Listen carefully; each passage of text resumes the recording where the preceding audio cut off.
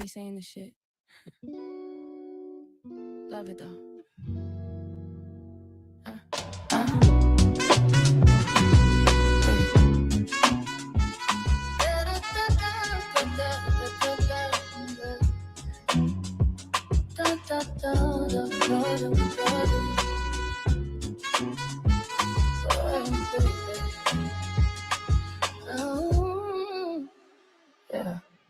Other races got their checks, their peace, their closure. We still got promises, but denying over and over. We built this shit, y'all were never here. Watch the wealth move everywhere but here. We marched for freedom, they cashed in on ours. Sat in the rain, they danced in the showers. Every bill with our name got stall rewritten. They quote our pain like scripture, but never listen. This ain't a handout, this a debt loan due. History knows it and the world do too. Pay what's owed, cut the check, bitch. Reparations now, cut it now. Stop playing with our check, bitch.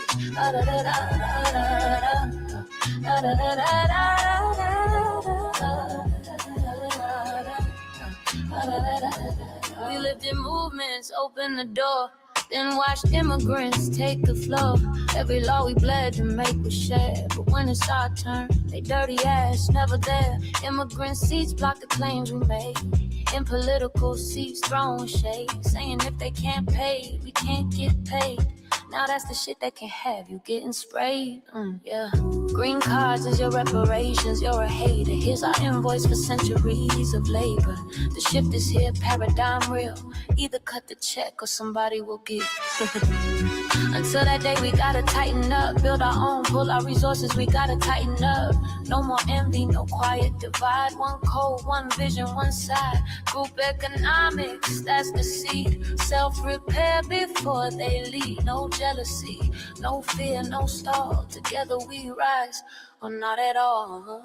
This ain't a handout, this a debt loan due. History knows it and the world do too. Pay what's owed, cut the check, bitch. Reparations now, cut it now. Stop playing with our check, bitch.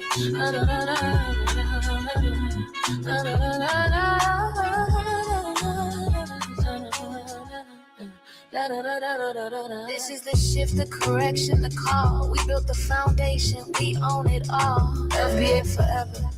It's not begging, it's a debt that owed. Stupid ass.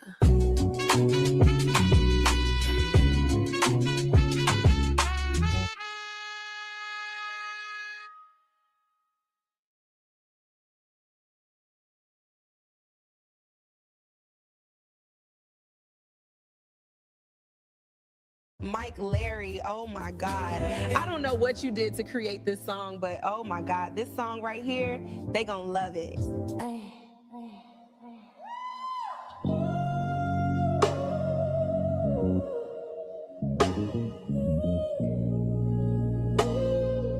It's R&B Mary J. Blige.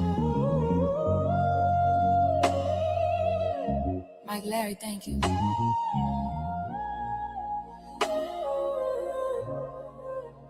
We opened doors that they walking through. Built a house and shared a view. Somewhere along the line, they forgot who set the table. We gave the blueprint. Now they changing the label. You can copy the rhythm, but not the pain. You could sing the note, but not the chain. We cried in the fire, but came out gold. Still holding the story our elders told. We showed the world how to stand tall, and we ain't falling for the same games at all. This time we know what we're facing. We're reclaiming our foundation. This is delineation, a separation born of revelation. We drew the line to keep our power sacred. We are the soul, can't fake it, can't take it. This is delineation, yeah. We hold the root, they chase the vibration. We ain't hating, we preserving the truth. That's delineation. Too long we fed the world and went hungry. Shared our plate, but they called us ugly. Now we see the mask and the smiles face low. Can't build the future if they don't wanna know. We stood in the storm, they danced in the calm. Took our rhythm, tried to steal our song. But the melody lives where the struggle been. You can't touch soul if you ain't live within. We love the people, every queen and king. freedom didn't hide from the fight. If you eat at the table, you better bring life. Oh, through the lineage, we ain't breaking, we awakening.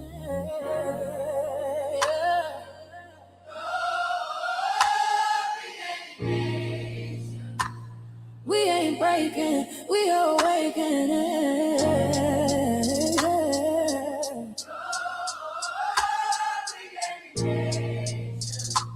That line divine, we claim again instead.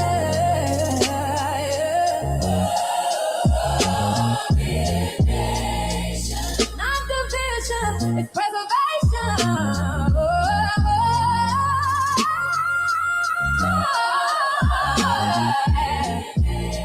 So you can't tether the truth, can't still control. This is the lineation. Love that's proud and a pain that's patient. We ain't hating, we're cultivating the rules. That's delineation.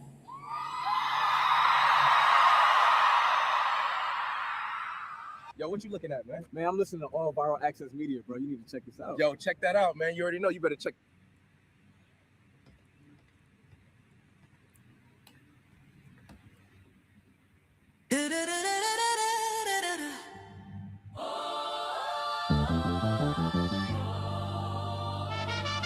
Yeah.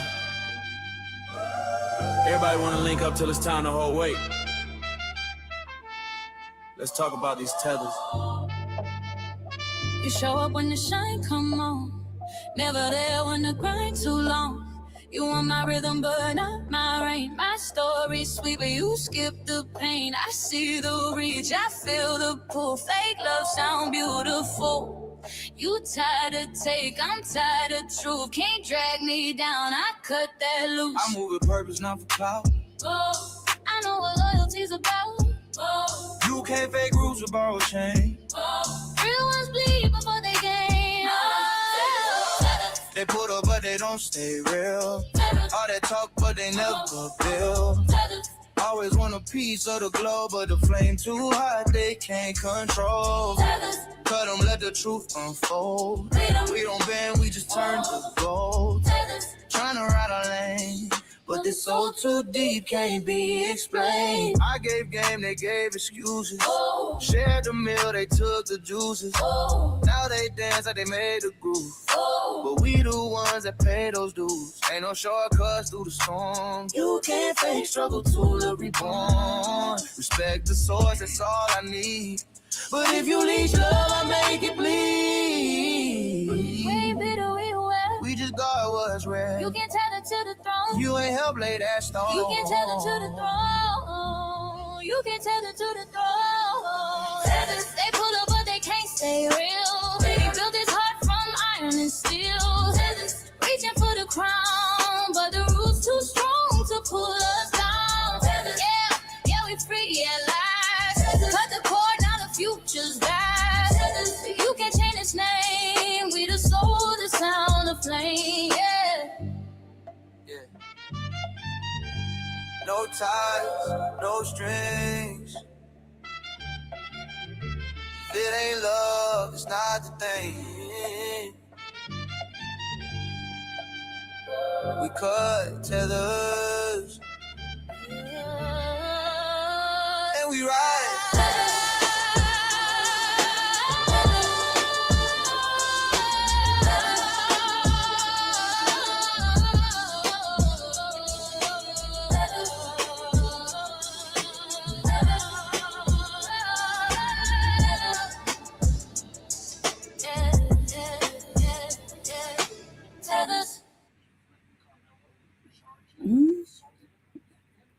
I bet I gotta hear my song one more again because I missed it when I showed it. That might. Why you got me saying this shit? Love it though.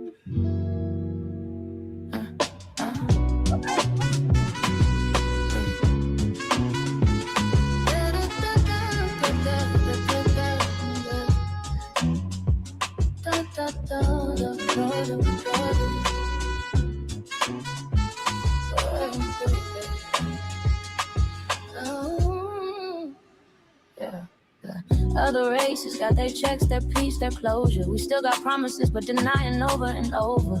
We built this shit, y'all were never here.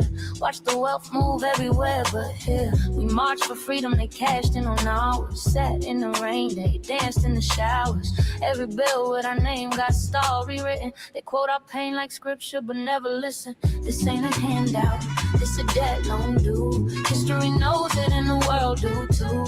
Pay what's owed, cut the check, bitch. Reparations now, cut it now. Stop playing with our check, bitch. Da da da da da da da da da.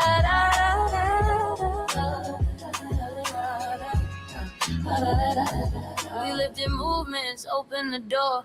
Then watched immigrants take the floor. Every law we bled to make was shared. But when it's our turn, they dirty ass, never there. Immigrant seats block the claims we made. In political seats throwing shade. Saying if they can't pay, we can't get paid. Now that's the shit that can have you getting sprayed. Yeah. Green cards is your reparations, you're a hater. Here's our invoice for centuries of labor. The shift is here, paradigm real. Either cut the check or somebody will get. Until that day we gotta tighten up. Build our own, pull our resources, we gotta tighten up. No more envy, no quiet divide. One code, one vision, one side. Group economics, that's the seed. Self-repair before they lead. No jealousy, no fear, no stall. Together we rise, or not at all. This ain't a handout, it's a dead loan due. History knows it and the world do too. Pay what's owed, cut the check, bitch. Reparations now, cut it now. Stop playing with our check, bitch.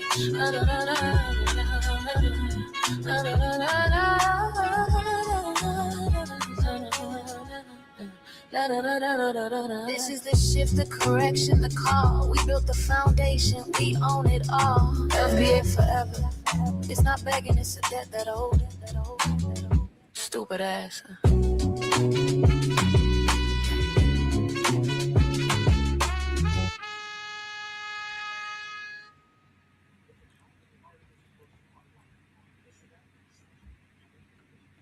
Mike Larry, oh my God.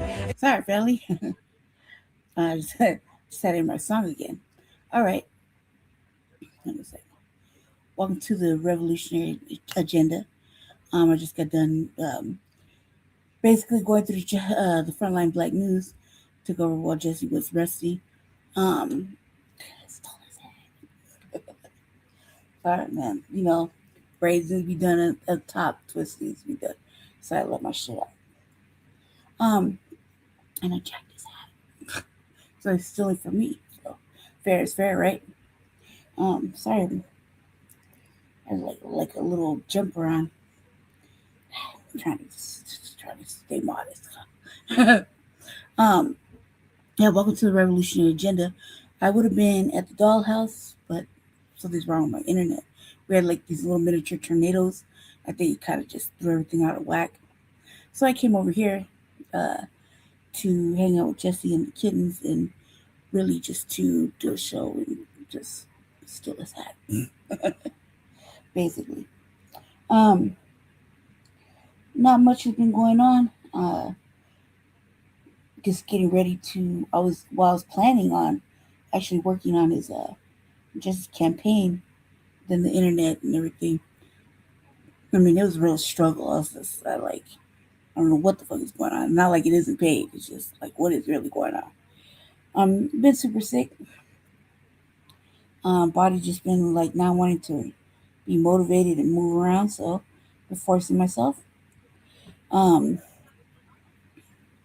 It's like super hot right now in the city. You can feel it everywhere. Did the Frontline Black News yesterday. Got pretty hyped up. I was pretty upset.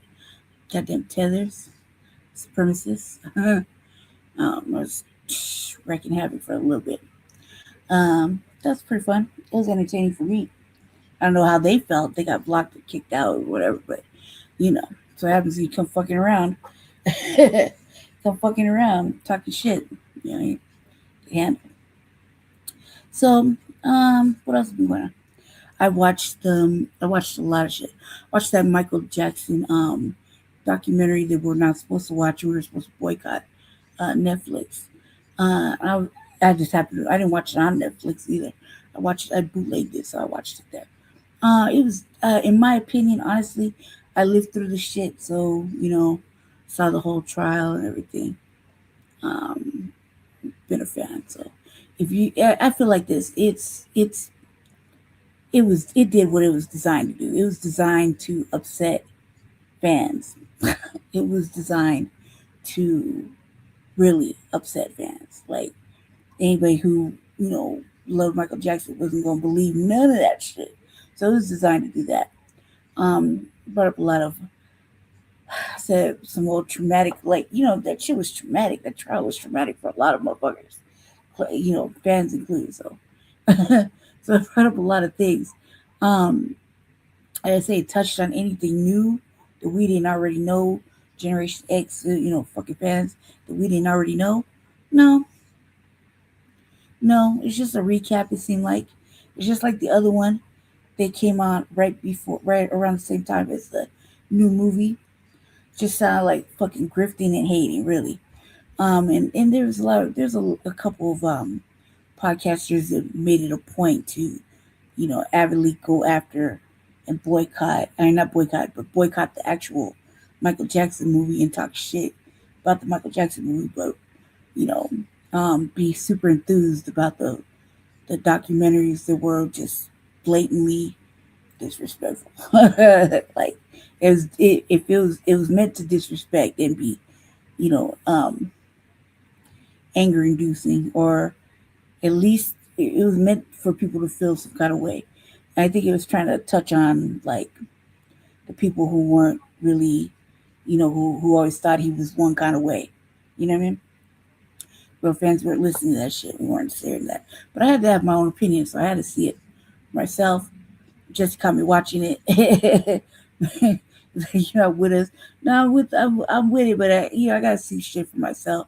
I can't just throw in the towel. I gotta see things for myself and come up with my own consensus just for my own personal, well-being as a human being that thinks on their own, has their own mind, and can't really just tear some shit apart if you don't really know all the parameters to it. So, do I recommend anybody watching it? Not unless you want to get upset. Not unless you want to get upset. If you're a true fan, it's gonna upset you. If you're not, and you were on that shit on whatever they were on, where they thought he was, doing this and that, then it's right up your alley. You know what I mean? You're gonna sit there and be an armchair detective and go along with it. You know what I mean? But if you're not, like real fans, they just, motherfuckers are like, no. they might not have remembered. A lot of us remembered because we were sitting right there glued. You know what I mean? And we couldn't fathom. There's a couple things that I didn't really, like I said, fans aren't going to like it. So it doesn't matter which portion of it, but most, they're not going to like it. There's going to be some moments where they're going to be like, I can't believe it. You know what I mean? I just can't believe how much motherfuckers are in his pockets. You know what I mean? Like that. It just the fucking conspiracies. You know what I mean? It was a lot. And I really think a long time about we touched a little bit on Princess Diana. When she got killed, she was driving the paparazzi. She was trying to get away from the paparazzi. She crashed, right? And I remember that particular time, you know what I mean, and how the media was, trying to drag Princess and shit. And it reminded me about all of that too, that it wasn't a time where he couldn't give an interview where they wouldn't twist it all around or, ask him questions that were intentionally provoking. So, yeah. I recommend it, fairly, that if you're a fan, that you don't put your eyes on this shit, because it's just like a recap of stuff you already know. And it was ugly then, it is ugly now. So it didn't change except we got older. You know what I mean? That's the only difference. We got older. We're not teenagers anymore watching this shit go down. Now we're like adults and we're like, how could you? You know what I mean? And that you really have to think about keeping your social circles very, very, very small. And if you're well known and shit, you definitely got to keep it super small. Nobody can be trusted. It just seems like, everybody's out to get you or get in your motherfucking pockets. That's what I learned from that. I was like, I recommend that if you're going to watch it, you watch it like I did with, develop your own opinion type mode. You know what I mean? So, I think it was well done. No. It was just, I just thought it was a regular motherfucking docu-series emphasizing some ugly shit. You know what I mean? Not gonna stop me from anything. Then right after that, I found a Michael Jackson channel that played nothing but music all day, and I was like, that perked my fucking spirits up from watching that fucking craziness. You know what I mean? That was whoa. So yeah. What else have I done? What else did I do?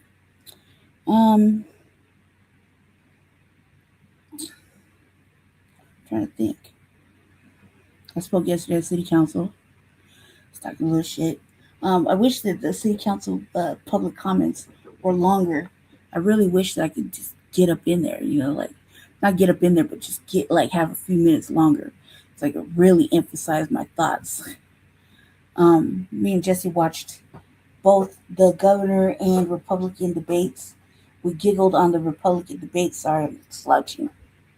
Leaning back. That's because this chair is really low. This is the only one I can see. Not that I can see the other ones. The other one's really high. The man's chair is high.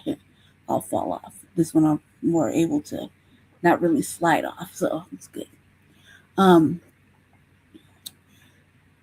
felt like we watched that, and I feel like Democrats are really trying to give us no policies, especially in our debates. They're just talking that same old jive. So same thing with the Republicans. Said there's just a little bit more entertaining with the third candidate who's just salacious.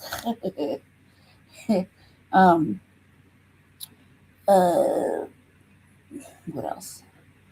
Just told me that I have to find somebody to push my packet through, and that was kind of defeating it kind of made me feel defeated a little bit because the senator we were going to use to not use in an ugly way, but used to push my reparations package through after I found out that I could only author it one time, and then once they get a hold of it, they are able to strip it to whatever and do whatever with it. I was kind of disgusted and didn't want to do that, but I have to find somebody now, another person to sponsor it, because the senator's time is termed out. I'll try to get it done before our next reparations study hearing. They still haven't really given a time for that, and I keep trying to. I'm doing a history. History with one of the historians, and she canceled, so I have to reschedule with her. Which has been touch and go because we've been busy schedules, and I have to be in front of my computer in order to talk about history or genetic history or whatever, FBA history basically. What the harms. I have some stuff about Colorado too as well, but my personal familiar history. And if y'all don't really know, I'm technically an orphan, so my genetic father, my biological father, has been dead since the day before I was born, and my mother, I really don't know. Thought I knew who that broad was, but apparently I can't find shit on her, and I looked everywhere to start tracing that side back. And my mother's white, but she's more French Canadian, and I can't find nothing on that broad to save my motherfucking life. I've been looking for 2 fucking months solid on 3 different banks, 3 different you got Ancestry, Heritage, and some genealogy bank. and I can't find shit. I can find everything from on my paternal father's side, on my father's side, to his paternal mother and father. I can kind of trace that back, but I have to be in front of the computer because I don't really understand how a tree works. Like I said, I'm like basically like an orphan, so I have a half brother. That's it. You see what I'm saying? And I was raised by his father. So up until I went into the system. So I didn't really, I knew my mother raised us, but that's about it. I didn't really, don't really have a lot of time invested with her. So, like, ultimately, I probably say calculated maybe 3 years, 4 would be to find her just so I could find her peoples has been like a nothing in a haystack. Kind of makes me wonder, did I even come through this vessel? Is this vessel even a real vessel? Like, you know what I mean? And it's been really quite frustrating. And not like I expected to go anywhere great or anything like that, considering the woman's like, you know, French Canadian or French, you know what I mean? It was sort of white. I didn't really think it was going to go anywhere interesting. However, it's kind of nice to have a complete saga, right? So I can only speak to what my father's lineage is, his paternal side and maternal side, and um,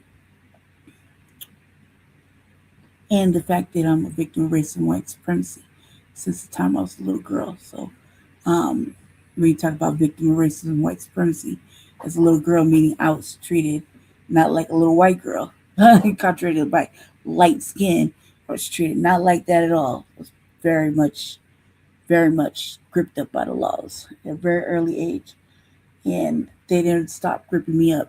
So, um, I mean, like, they got a little thing with the police. They've been manhandling me and bothering me since I was like 7.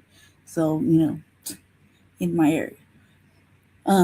That's this being a victim of racism and white supremacy. I could speak on that all goddamn day long about how they, mistreat black girls, mixed girls, stuff like that. And that was another thing too I had to put in on the histories that they should look into because, everybody always wants to underlook the mulatto class. They want to underlook that and they want to act like that doesn't exist, even though it's a symptom or um, a chasm of chattel slavery.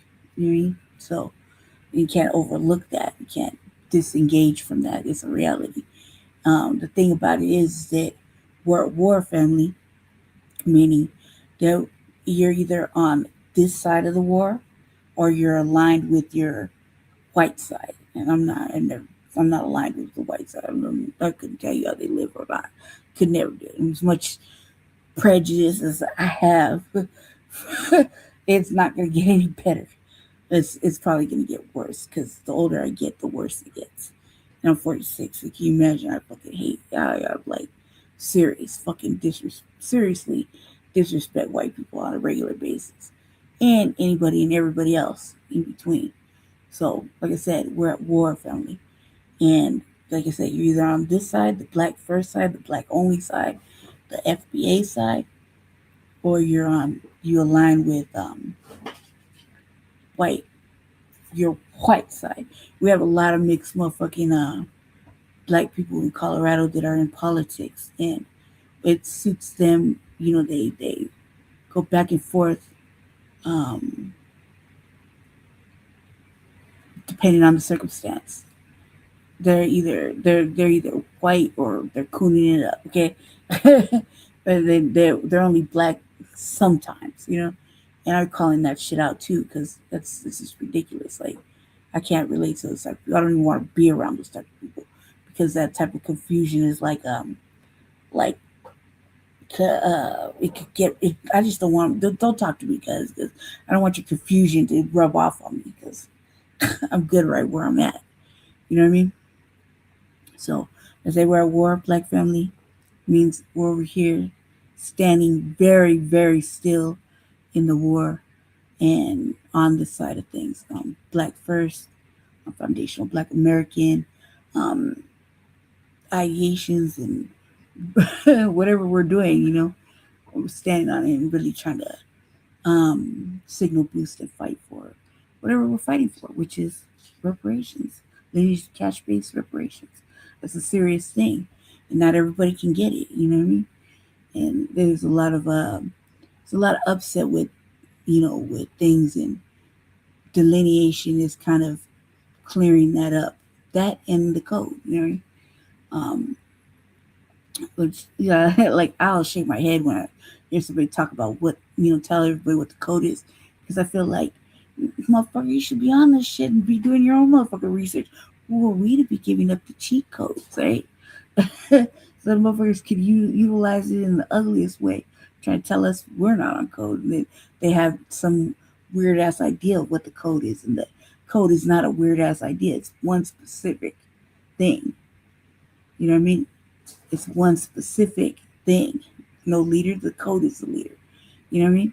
I agree with everybody telling everybody what the code is, because I think they should do it themselves, figure it out themselves.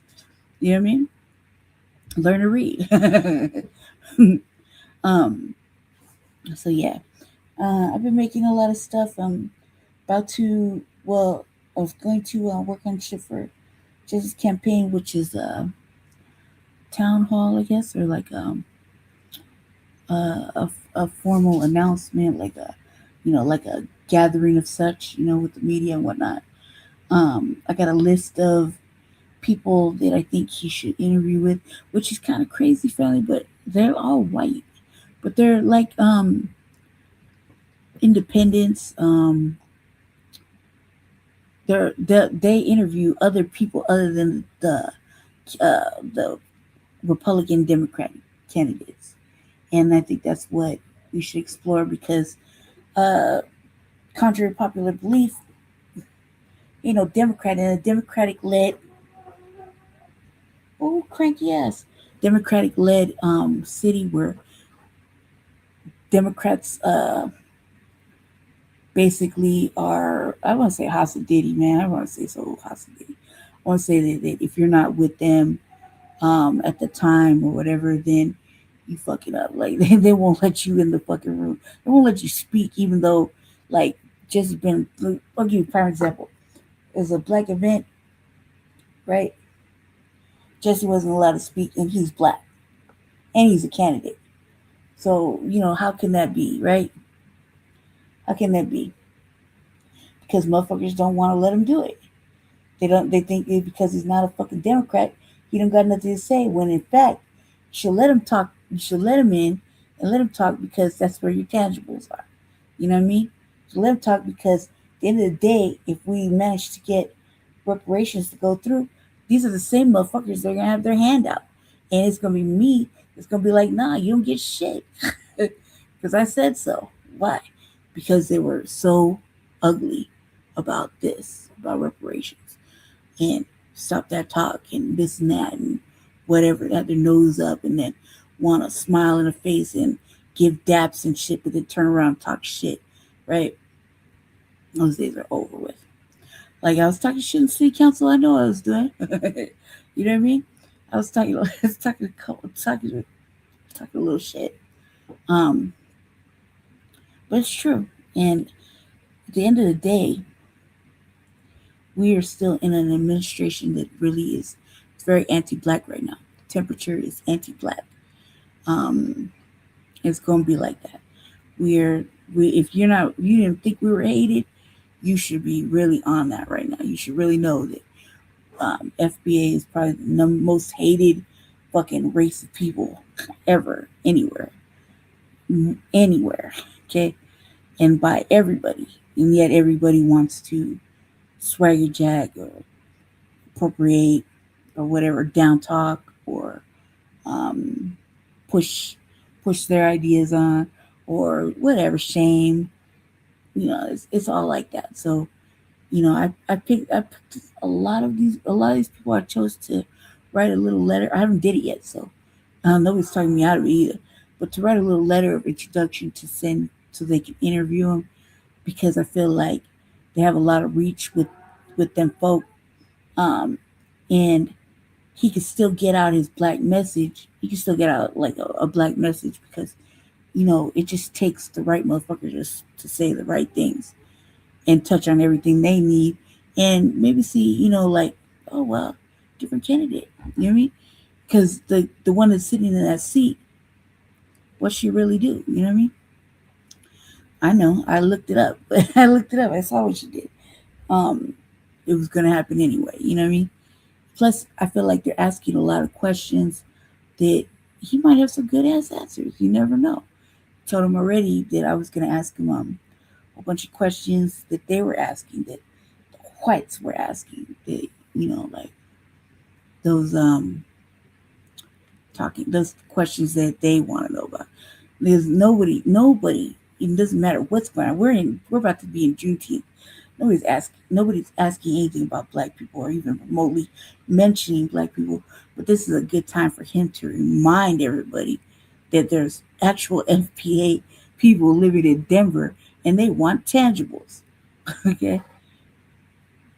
And what can he offer everybody, but mostly black first, black people first. Everybody else can look out for their people first. This is no different, and we're not going to be shamed or pushed to the side because it's uncomfortable and it's inconvenient and you're hurting some fragilities or whatever nonsense them folk have, because this is that nonsense.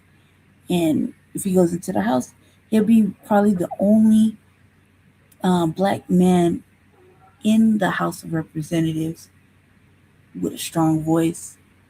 Some sisters in there, but they always getting ran over by them folk. This time you got a motherfucker that, like, look, he says no. He means no, right? Like, seriously, just to say no means no, and there's no going back once he's made a decision. He said no. There's no changing his mind. Okay, trust me. Trust me. Motherfucker said no. I'm like, fuck. I would give the why, but why? You know what I mean? He said no means no. So can you imagine what's gonna happen in the state house when the motherfuckers try to pass a bill that doesn't touch on FBA at all?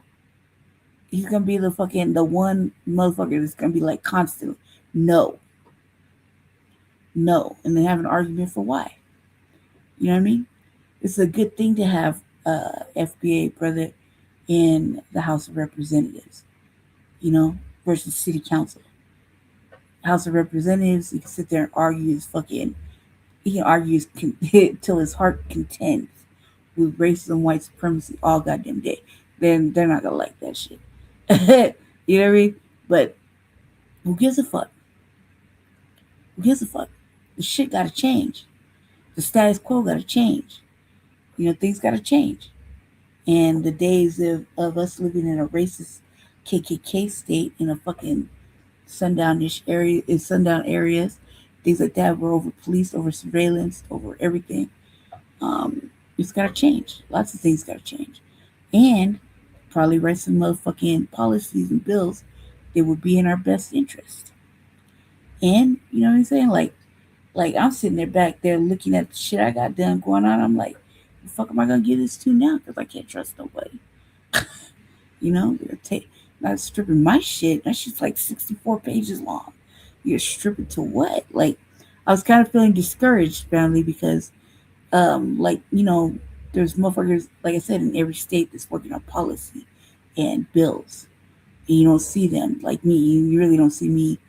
I just casually, but I'm doing that work because that work needs to be getting done. I mean, we could talk about it all goddamn day, what we need, but until somebody sits down and fucking gets to typing, there's really no point. You know what I mean? Be outside, being activated and all that good shit, because that is good shit. But until somebody is sitting down typing up a motherfucking policy or plan, a bill, an agenda, fucking all the things that we need. Like, the way my shit looks is very comprehensive. I mean, it has everything everything. When you talk about money, where to put it, how to get it, and you know what I mean. It covers everything. Rebuttals, non-rebuttals, did it all. And like I'm just nobody, cuz, but this is something that has to be done. And if, like I said, if black people here were serious, like real, like the motherfuckers that are sitting in the office, were serious. The ones we do have black people in legislation here in Colorado, they would have got it done. They would have started working on it.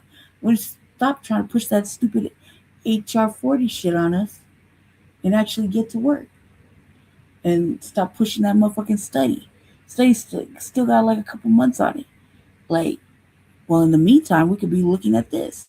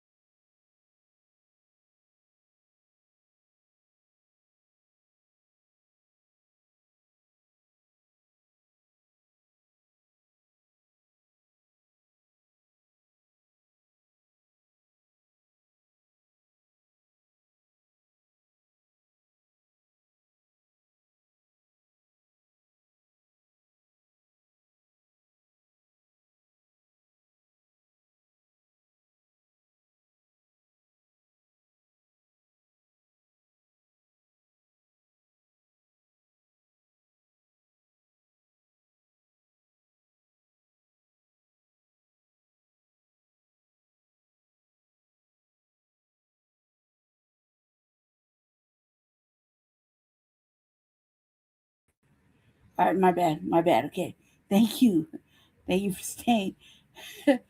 Jesus Christ, I don't know what happened. I think the internet died, but we're here now.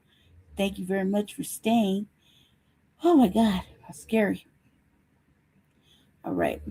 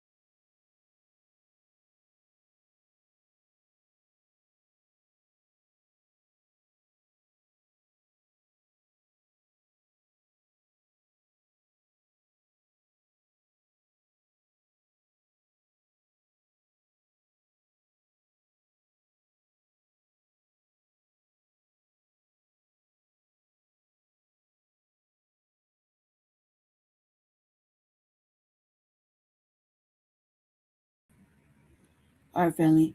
I don't know what's going on with the internet, so bear with me. Thank you for staying this whole time. It's really, I have no idea what's going on.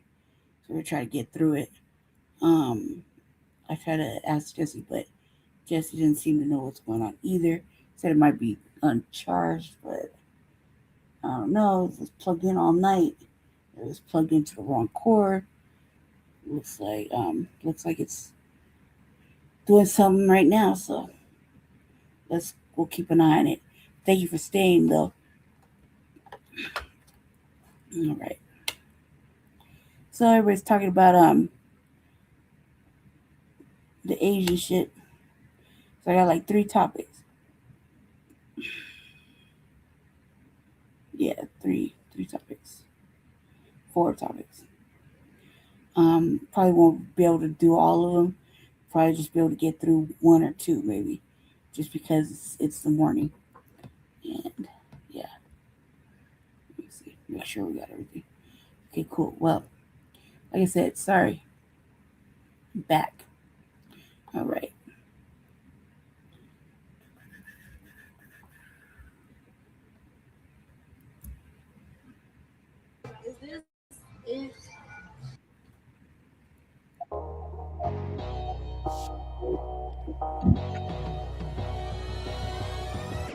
Shout out to all the subscribers and the members here on the channel. And don't forget to like the video. My name is Reese Waters, and this is Who Raised Y'all, where we highlight those unique individuals going above and beyond to make society worse. I want to see your own women get on their hands and knees and do pedicures and manicures and deal with nasty attitudes, okay? Please, boycott Asian business. I'm all for it. Oh no, we gonna get there. These are the kind of people you'll see asking to speak to the manager at the pearly gates. I want to talk to the manager. Now first, a little background. As I'm sure you guys have seen, we just talked right here on this platform about the case of Cyrus Carmack Belton and Rick Chow.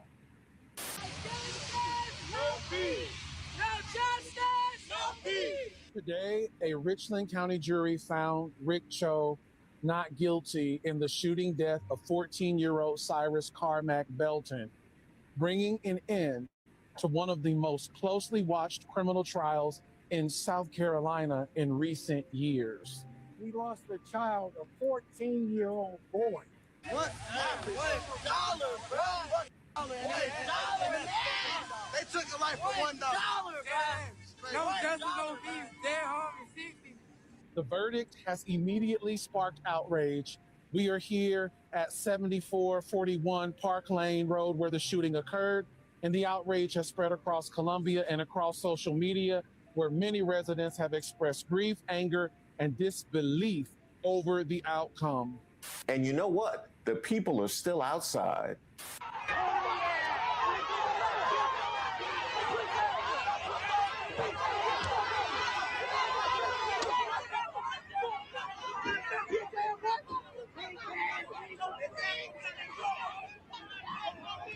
Now, in the aftermath, there were calls for protests, there were calls for community action, and there were calls for boycotts, all of which I can understand because that is the reaction when a community's voice isn't heard. What I couldn't have predicted was this response. I love when the Black community says, let's boycott Asian businesses. Please do. We'll get rid of the Chinese takeout, the dry cleaners, the laundromats. Let's get rid of the liquor stores as well.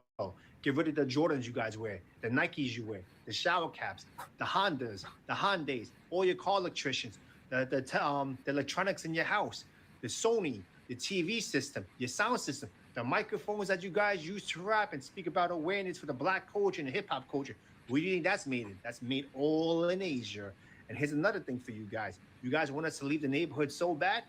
Oh, Asian people are not neighborhoods? We're in white neighborhoods. We have our own Chinatown. We have our own Koreatown. You think we really need you guys to benefit off and make money? A lot of us do go to college as well. You're being outworked by immigrants who barely speak English. And you're not embarrassed? Go to the bank, start your own businesses, and deal with your own people. I want to see your own women get on their hands and knees and do pedicures and manicures and deal with nasty ass attitudes, okay? Please boycott Asian business. I'm all for it. Oh yeah. We gonna slow cook this one. Sir, did you just dare black people to boycott? Is that what you just did? Of all the people that you could dare to boycott, you daring black people to boycott? Ask Target about us. 80 mil in losses. That's crazy. Just go ahead and bankrupt the place. Just go ahead and bankrupt the place. Target. I'm sorry to be the bearer of bad news, but I don't think y'all gonna shake back. In fact, the word boycott here in America is synonymous with the civil rights movement, the Black civil rights movement, which we'll circle back around to that. And you want to dare us to boycott? That's like daring an NBA ref to blow a call at the end of a playoff game. That's what we do. That's what we do. And here's another thing that I didn't understand.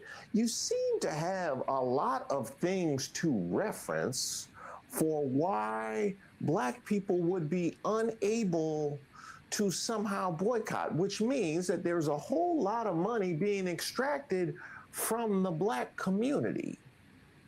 If there's that much money being extracted from the black community, that means it would be missed. So is it that you're perfectly fine without the black community, or you're so entrenched in the black community that you are definitely hustling backwards? Yeah, that part. And I noticed you mentioned a lot of brands, but you didn't mention your business. You didn't mention your business. Are you messing up other people's money just so you can be racist? It was that deep? I just passed by a boycott of an Asian hair store here in Houston. And immediately when I get on TikTok, I see a post of a young gentleman saying people all over the country are boycotting Asian hair stores and Asian nail salons because of what happened to Cyrus. The most liked comment said, why punish other businesses that had nothing to do that? And my response to that is very simple. Because I can't look at the color of your skin to determine whether you're friend or foe. For years, y'all have looked at the color of our skin and looped us all as criminals, as has-beens. We ain't gonna never be nothing and we are tired. But when we do it to you, it's a problem. But Drea, we're not all like that. And I understand that you're not all like that. But I am not willing to walk into another store or into another business that don't have somebody that look like me to find out that you're not one of the cool ones. What do? We stop going to all of your establishments. We start supporting our own, period. I'm about to start putting together a series of Black Wall Street Zooms that is free, that is for everybody in the Black community that can come and start learning about resources in your area for you to support your own people. And I know that there's an app out there that you can go to. Look, family, that's why we got our brother Black Truth United with his version of the Green Book. That right there has nothing but Black first businesses, Black aligned businesses, also as well as anti-Black businesses, and in all of our states. So if you yourself, you're a listener, follower of the New Black Media, then you know all about Black Truth United, and there's a link. You know what I mean? So you could actually get on board, put in businesses that are Black first friendly, and or anti-Black, and there's a lot of them. Just trust me, that shit should be really fucking full. And if you're not putting them in there, then you're just sitting around fucking off. Like, do that. You know what I mean? Because it would avoid these little comments like this bro was talking about right here, where she's talking about doing the same thing that he already has done and has gotten recognition for. It's been on several platforms. He's interviewed about it. He's talked about it, and it's there. It's easy to do. I mean, it's not that hard to find your state and city and input a couple of little small. It's like it's like doing a Yelp review. You know what I mean? Very simple, easy.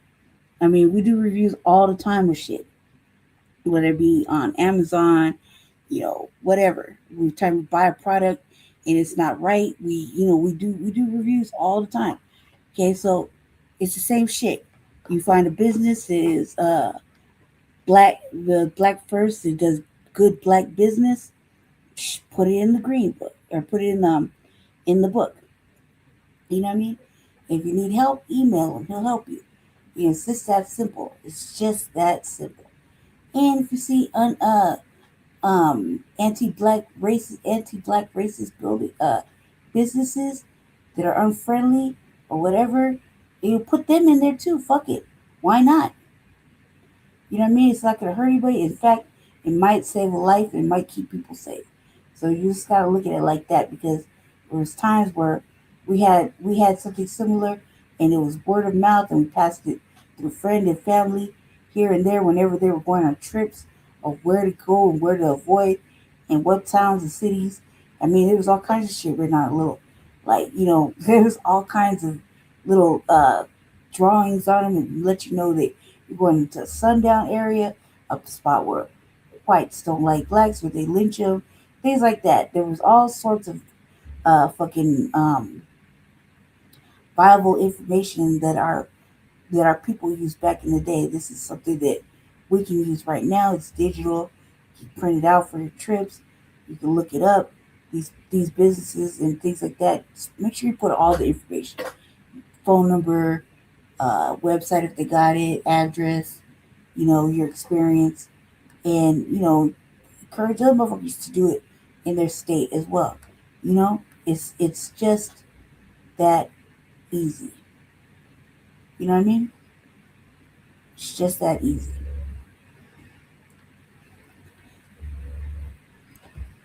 I'm not talking about no app. I'm talking about real conversations, real people that you can connect to in your area. Oh, yeah. The real people came outside and they let their voices be heard. Yeah. No, we gonna end there. We gonna deal with this first. Y'all, we need to start checking motherfuckers' degrees. We need to start checking motherfuckers' degrees.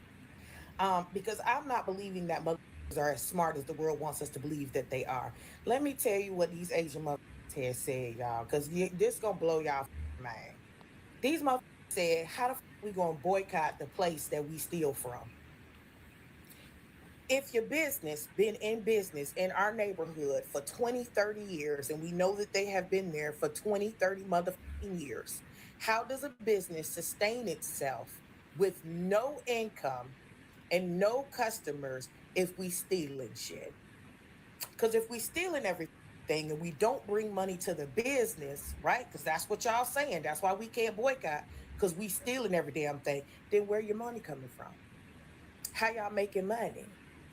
Y'all want us to start asking them questions? Huh? Hey, that's what ask him where your money went.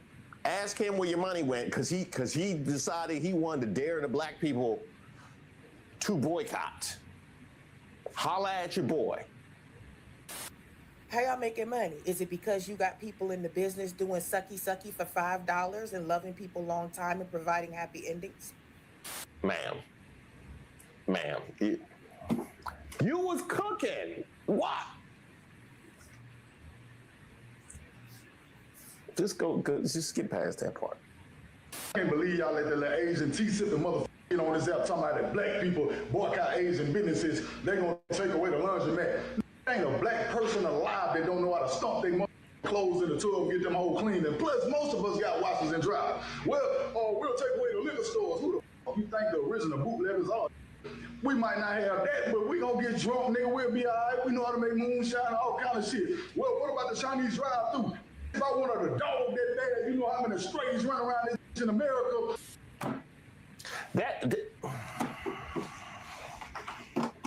You ain't even. We can keep the high ground here. You realize that. We have all of the high ground. You don't need to sacrifice that. Matter of fact, let me see. Has he responded? He deleted it? No. Hey, did you notice his coward aide deleted all of his social media accounts, like his Instagram and Twitter too? Not just his TikTok. He needs to stand all 10 toes down in that vitriol. Huh. He deleted all his social media accounts. And you know what? When I was searching for his accounts, all I could find was videos where he was mentioned, where he was tagged, and things where people had responded to stuff that he had posted. And it was all anti-Black. This guy been just standing on anti-Blackness for a minute. So help me out with this. So you've been out here coming for Black people in your corner of the internet. And now when you get a little bit of shine for your anti-Blackness, you go run and delete all of your accounts. Well, that don't make any sense now, does it? If this is how you feel, you know what I mean? They not standing on racism no more. These communities, this is why I say it's such a dangerous thing to call us people of color. I think we made the biggest mistake by saying people of color. Don't group us. Black people are in one corner, everybody else is against us. Let's make it very clear. This is why I say I need to know who my allies are. You see how he felt so bold? Yeah. You know he's supported by the community. You know the white people support him. You know everybody else think this way of us. So stop grouping us as people of color. We are the Black people. We are belonging in one group. Okay, we don't belong in no group with any other minority. Because Asian guy, if you're so bold, if you don't need the Black dollar, here's the thing. Do what the white people did back in history when they hated us so much that they didn't even want our money. So how about you go create those businesses in the white neighborhoods? I'll wait. Okay, you can't. Exactly. Because they won't allow you to go build those businesses in their neighborhoods and circulate your dollar there, right? You have to come to our neighborhoods so you can circulate your money in our neighborhoods. This is why I tell Black people we need to keep the money circulating back in the Black economy, Black entertainers, Black people that are celebrities, whatever you call it. Y'all need to understand that it's them against us, and we need to make sure that the dollar is circulating back into our own economy, because everybody feels so bold to call us out. Everybody is saying, oh, I bet you they won't spend their dollar here and there. Show them what we can do. Okay? That's what that was. We own this. That was a call to action. That was a call to say, prove me wrong. Now, I do want to say this as far as the idea of it's them against us. The them certainly isn't the Asian community when it comes to the big picture. The frustration here comes from communities that are outside of the power structure, not recognizing their mutual position and doing what they can in community in order to gain access to said power structure. And the inability to do this is why we have all of this drama here on the periphery. We've been talking about it for a year plus when it comes to the Black and brown community. But make no mistake, who all of this benefits? The powers that be. Oh, they love this. And by the way, that's not anything that we need to be told, but apparently some do. Oh yeah. And by the way, there's this part too. If you don't want to listen to us, listen to your own people. They know. I bet you a lot of Asian Americans too don't, in my experience, don't even realize that if it wasn't for the civil rights movement, there would not be 22 million Asian Americans in this country. Thank you. What I have been trying to teach the Asian community is like, friends, do you understand that your success, your prosperity, your civil rights that you enjoy right now was paid for with Black blood? It's kind of crazy to me to think on an interpersonal level, right? Like if you got one of your friends a job where you work and they had you onboard them and teach them everything that you know.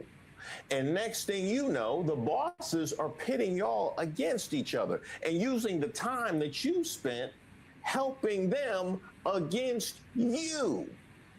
You would then naturally expect said friend to advocate on your behalf, but oh no, they sit up there in the C-suite casting aspersions on the toil, blood, sweat, and tears that you spent getting them into said position. Now, on an interpersonal level, we would call that person a piece of and a punk mother. I will you up if you ever mother. I've never been more shocked.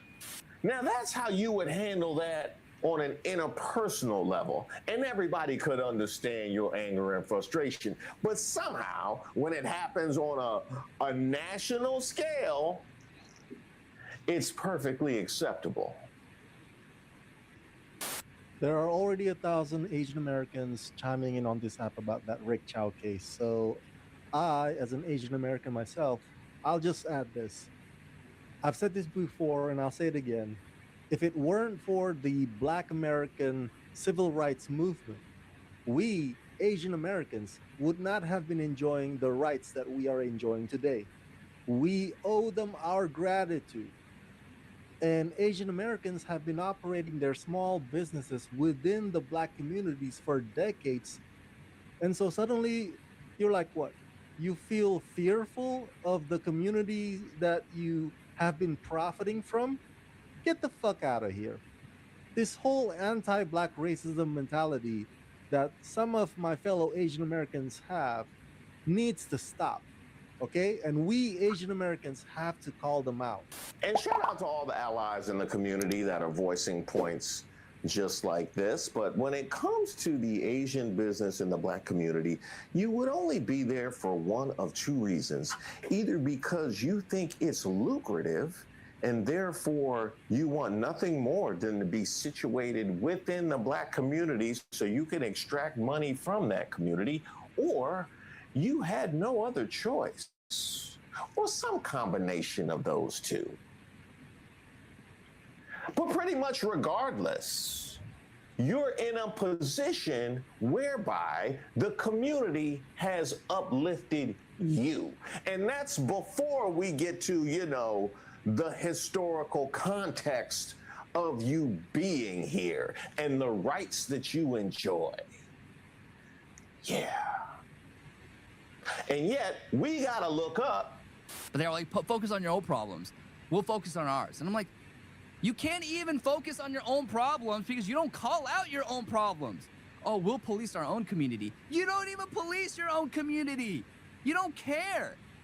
There are shootings that happen every single week in major cities all across America where young Black children, actually like 5, 6-year-old, 7-year-old children, are shot in the face from gang turf wars. And you just shrug. You just shrug. You have young Black girls sitting in the passenger seat or in the back seat of a car, waiting in a McDonald's drive-thru, and then you have a random Black hooligan come up and shoot her in the face. Really? You're policing your own community? Where's the outrage there? Well, apparently the outrage is going to be on your channel since you feel so strongly. No outrage on this. No. Oh, so this is a Fox News thing. They only mention it when they're trying to circumvent and do a sleight of hand when it comes to some form of discrimination that we are pointing to. So let me get this straight. So you want to use Black bodies as a shield against the points that we are legitimately making about the state of America. What would that make you?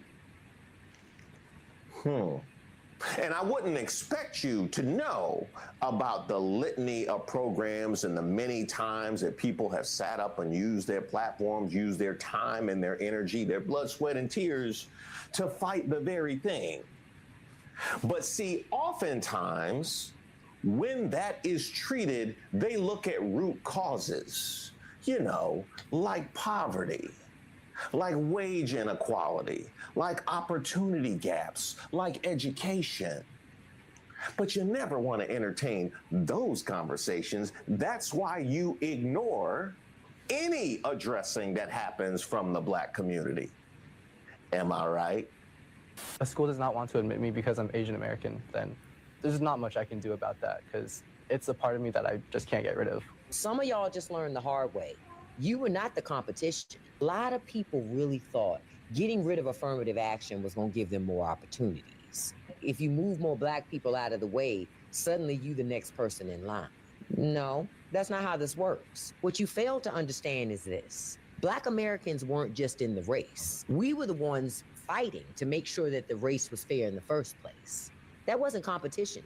That was infrastructure. It's like seeing somebody hold a ladder steady and you kick it thinking you about to climb faster. Now the ladder gone and everybody on the ground. And here's the part that really stings. You thought removing Black people would make all this easier.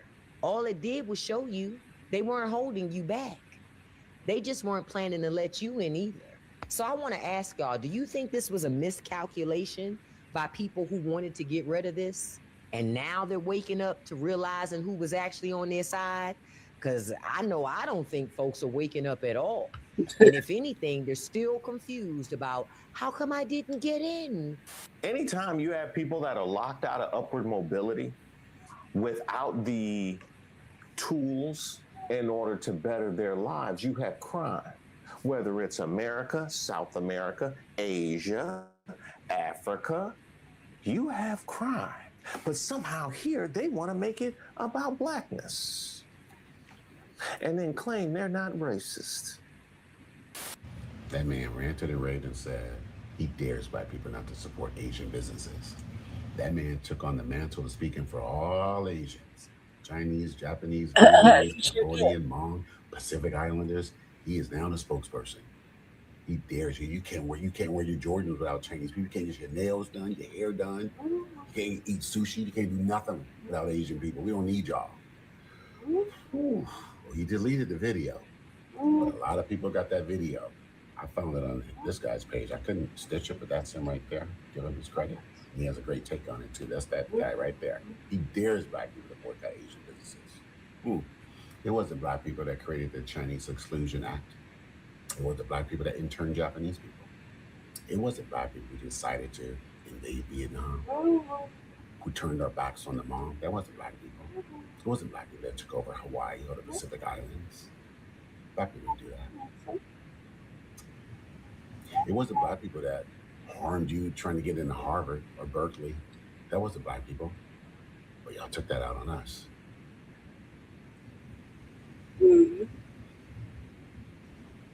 wasn't Black people that started the Asian hate after COVID, so much so that President Biden and Kamala Harris signed the anti-Asian hate bill.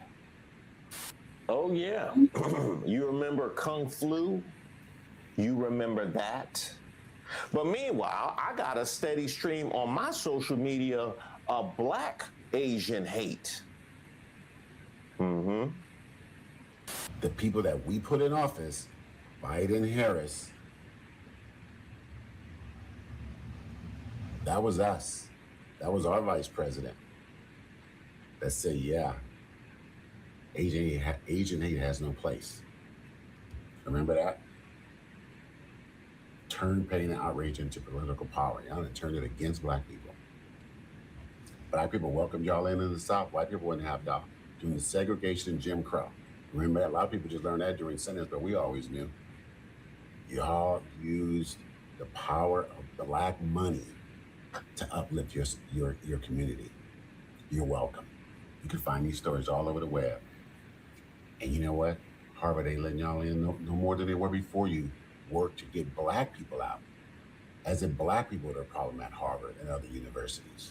See, we've been here long enough to know that if they talking about merit-based but not getting rid of nepotism, it's a bunch of bull. See, we know that. We didn't have to learn that the hard way. So some gentle advice, if you're in the Asian diaspora, now is a good time to speak up. Because right now, that's your spokesperson. He deleted the video, but that footprint is forever. It'd be good to see some Asian people across the diaspora speaking up about how you do want Black business. Because these trillions of dollars enrich a lot of communities, and it doesn't have to. It's a choice. And that man said he dared us not to go to your businesses. I'm gonna take him up on that dare. I've seen some. I have seen some. I pointed to a couple earlier in the video, and it's more out there. After that Asian man got away with murdering a black teenager, this other Asian man came on the internet and said that it's impossible for the black community to boycott Asian businesses. And let's just show them that nothing's impossible. Because from now on, I'm not buying anything Asian. If I know any business that is Asian owned or Asian people will get benefit from it, I will not be buying from them. And I hope people make lists of businesses that are Asian owned so we can start boycotting them, because the disrespect to not only get away with murder, but to come on the internet and taunt the black community saying that it's impossible for them to boycott you. Yeah, we're not gonna tolerate that. Or as far as me, I'm joining in the boycotting. Does he count? Asian delegation. I'm having to get a judgment call on that one. I'm not entirely sure. I feel what he was saying though. I definitely feel what he was saying. There's a whole lot more where that came from, but they're a little darker. Great job, Black Americans. Keep standing on business. Y'all come with me on this good Saturday morning, and let's see how this Asian beauty store, nail store, food store boycott is going, since they dared us, since they said they want to see us not support them, since we need them so much. This is what I saw at the first stop. They standing outside. They like, where the black people at? So I rolled over to the next place where I usually shop here. I'm not even gonna lie, this is my favorite place for the last 10 years. But let me show you, this is not normal on a Saturday morning. No, man. All of that over there is usually filled, okay? It's even usually going into other people's parking spaces, businesses' parking spaces. This is not normal, y'all. So good job. Even the nail salon down the street is empty. It was a few in there. A few what now?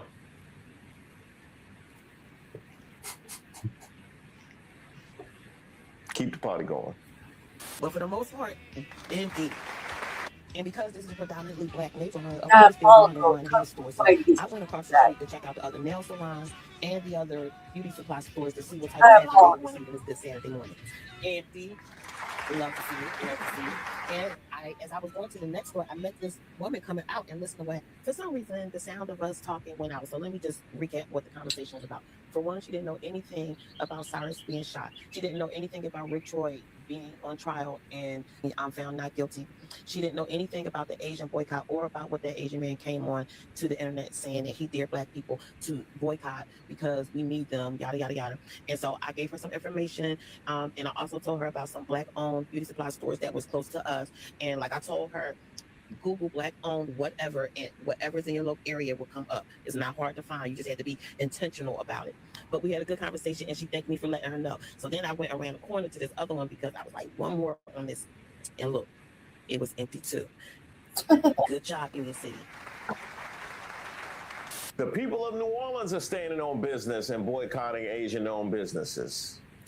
Just wanted to give y'all a friendly update. Cajuns is slow. It is at lunchtime. People are not playing about boycott right now. I do love Cajuns, but I'm a boycott with my people. I've had no bad experiences there, and this whole strip is still slow. Y'all think it's a game. Y'all better wake the fuck up. Okay? Very, very slow. Y'all know this strip usually be packed. I love it. Like I said, and I don't think every other race person is a bad person, but spiritually, soully, and historically, majority have been against our people, and they don't give a fuck about our justice. So this is why we have to get more serious. We have to put our foot down, even if you love the place you want to go to. Like y'all, it's almost time for me to get my nails redone. I don't know where I'm going, and if you live in New Orleans and know any black-owned businesses that are doing nails, y'all need to send them to me, because I'm going to need them. And here's one from Greensboro, North Carolina. Like, this is crazy. Oh, yeah. I did it like, and I haven't been there that long, but I came up here the other day and stood across the street and got some shots. This is crazy. Awesome. Like, how bold could you be? I know. You wouldn't think. It's like I didn't even see it. I saw somebody else out here standing up here looking at it. I was just walking down the sidewalk over there. I was like, it's like premeditated because it's like we just got the verdict from the sirens. The sirens department built it. There's no way you could have done that this quickly. So, you know, I don't call myself an influencer, but I have a few million views between my videos. So I'm going to give you all the publicity, all the attention that you have been wanting, because this is disgusting. This is disgusting. I couldn't believe it when I was coming down the street. Like, is this... Yeah. I care about y'all. I love y'all. Yeah. Yeah, you don't unless you really look at it. Hurry up and buy it. Ain't no way. Ain't no way. Ain't no way. Does that say hurry up and...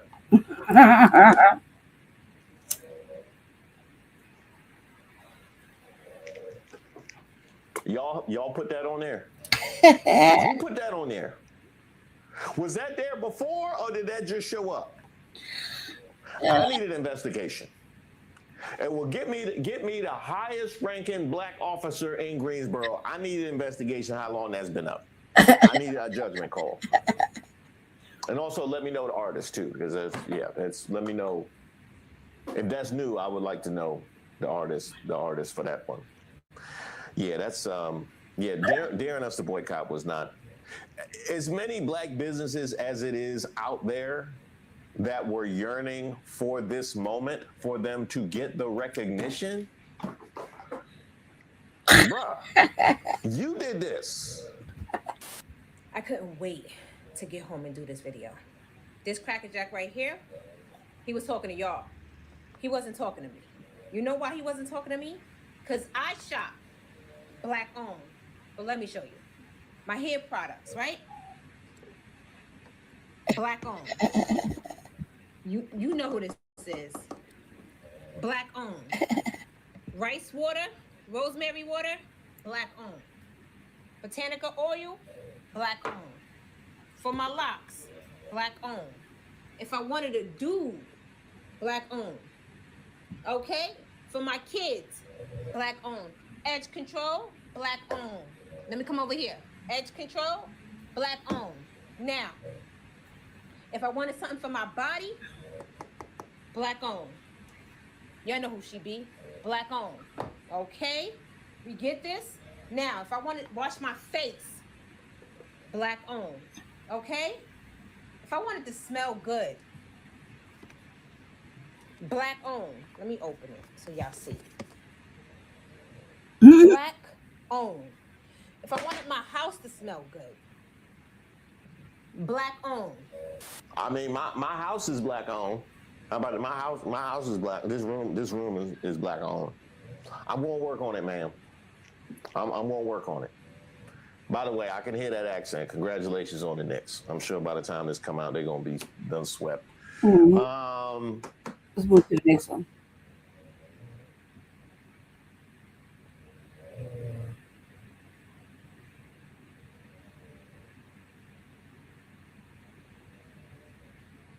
Black people, I know y'all looking for accountability from the Asian community regarding Rick Chow and the murder that he committed.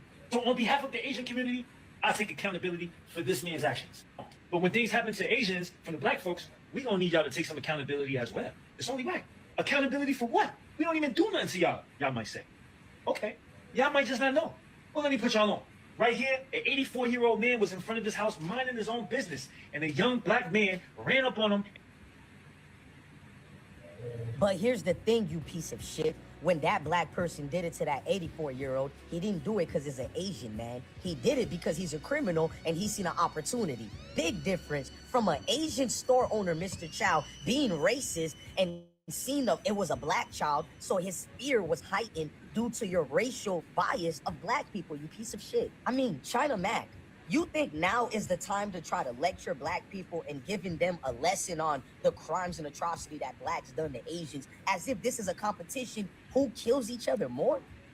Listen, an 8th grader child just got killed. Instead of you focusing on that, you pretended to care only so you can continue to lecture black people, something you've been doing for over 15 years now. China Mac, what your Charlie Kirk crime stats didn't show was the fact that those Asians who supposedly got hurt by black people, well, they got justice. Meanwhile, there are numerous of cases where blacks are being done bad in the nail salons, in the corner stores by your people, and there are no justice. There are no people to defend them and speak for them. What I'm trying to say is, instead of allowing people to finally speak on the deeper issues involving the Asian community and black people, you didn't let it happen naturally. You wanted to insert your hatred of what you really feel about black people. And this is an insecurity in a lot of you Asians. This is what you really feel about blacks. You don't want to hear about the plights that they gotta go through, because anytime it has something to do for us in solidarity, here comes the cosplaying wannabe Chinese / black thug, China Mac. Here's another thing that's really disrespectful and hypocritical. China Mac, you are a fucking criminal. You done more harm to Chinese people than anybody black. You went to prison for 10 years for shooting somebody. Your father was a criminal. He was a rotten bitch-ass criminal who was also a snitch. Make it make sense. There's never been honor in your family, including you, bitch. Man, y'all should have seen how many black step infections who was like, China Mac, you're my bro. You're speaking truth, bro. Just embarrassment. Man, y'all should have seen all of the racist Chinese, racist Asians, racist MAGAs, racist whites, just basically everybody ain't black in his comment sections violating black people. And China Mac did not rebuttal them with, don't say that about them, they're good people. He didn't. At the end of the day, black people love inviting these scumbags to the community and then cry when they get bit by the snakes. Message. Black people, I know y'all looking for accountability from the Asian community regarding Rick Chow and the murder that he committed. So on behalf of the Asian community, I take accountability for this man's actions. On that. But now black folks, you see what I just did? And I did that from the bottom of my heart, because I genuinely believe that he was wrong. But when things happen to Asians from the black folks, we gonna need y'all to take some accountability as well. It's only right. Accountability for what? We don't even do nothing to y'all, y'all might say. Okay, y'all might just not know. Well, let me put y'all on. Right here, an 84-year-old man was in front of his house minding his own business, and a young black man ran up on him and violently pushed him so hard. All right, you piece of shit racist China Mac, I'm going to expose you, and I hope everybody black stand on business with your funky ass and your bitch ass family. First of all, you always tried to be a white wannabe dude who cosplayed as a black man. You did not do it with the sincerity of your heart talking to black people. You took advantage of a young black kid dying just now to pretend that you care about us just to only lecture black people. Stop fucking trying to lecture black people as if we look at you. China Mac, you have been trying to lecture black people about the violence that we have done supposedly to Asian people. Let me lecture you, you piece of shit.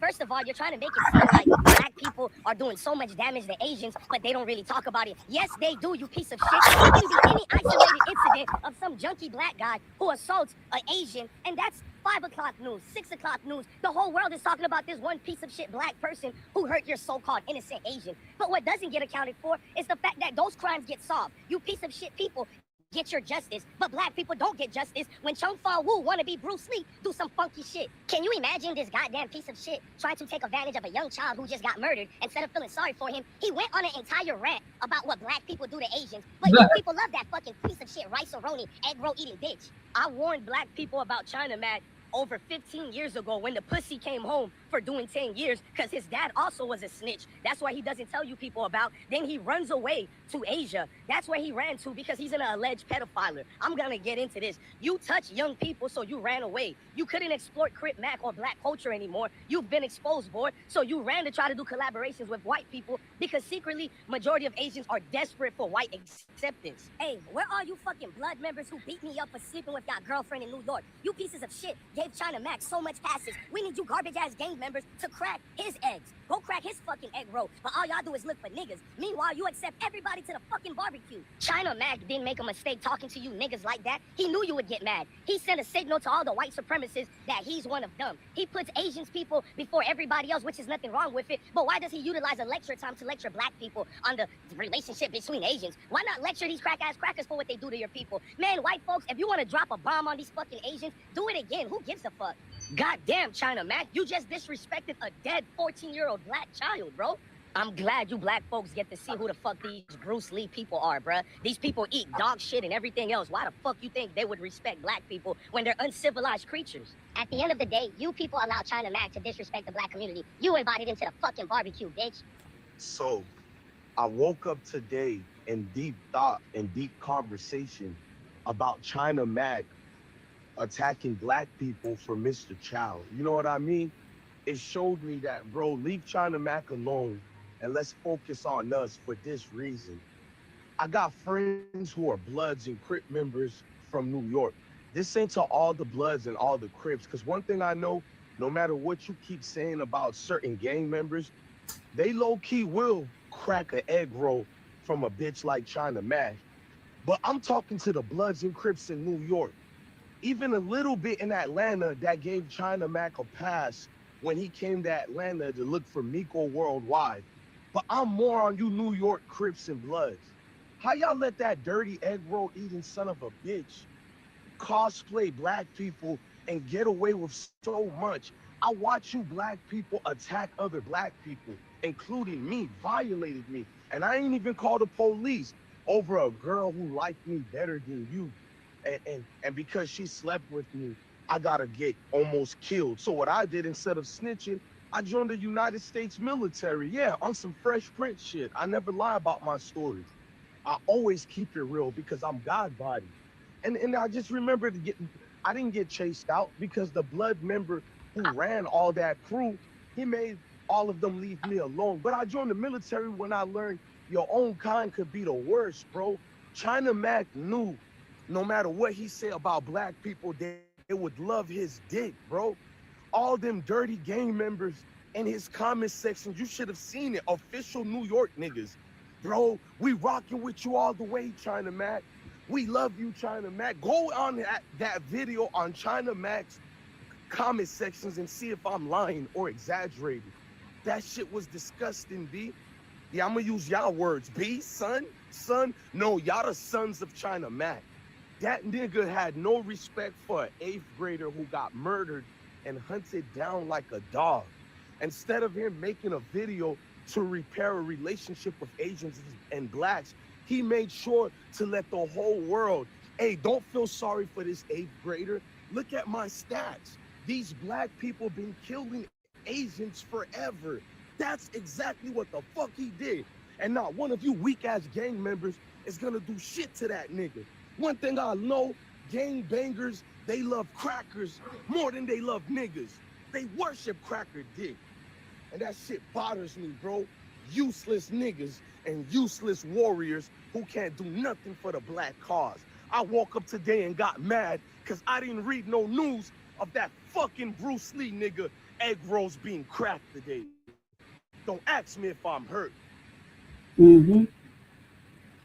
He was going in right there, right?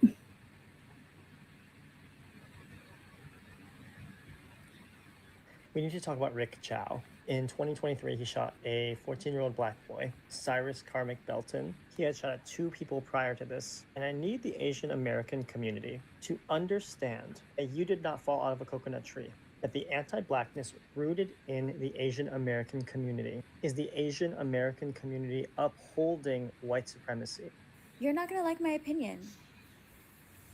My opinion as a mother to a Blasian child is I agree with that. I agree with Black people wanting to boycott every single Asian business until our community can get our shit together. They are trying to start a race riot before the midterm elections. Rick Chow murdered Cyrus Carmack Belton 3 years ago. They're blowing up that story now. As he was on trial and as the verdict was being read, not guilty. And they're covering it in a very racialized way. Top search result for news articles about this is from CNN. And in the first couple of sentences, CNN refers to Cyrus as black teen and clarifies Rick Chow, who is Asian. And now we've got white supremacists on both sides of the divide, both sides, either spewing the whole black people are dangerous, this was Cyrus's fault, or start Asian hate.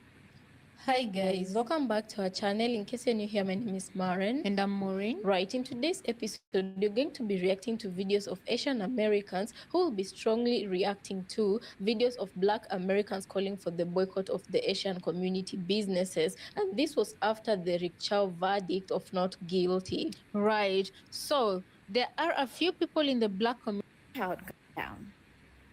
Simply because how it goes down. Simply because he how it goes down. Simply because he is black. The f out of here. And even if I didn't have a black child, that would still be my opinion.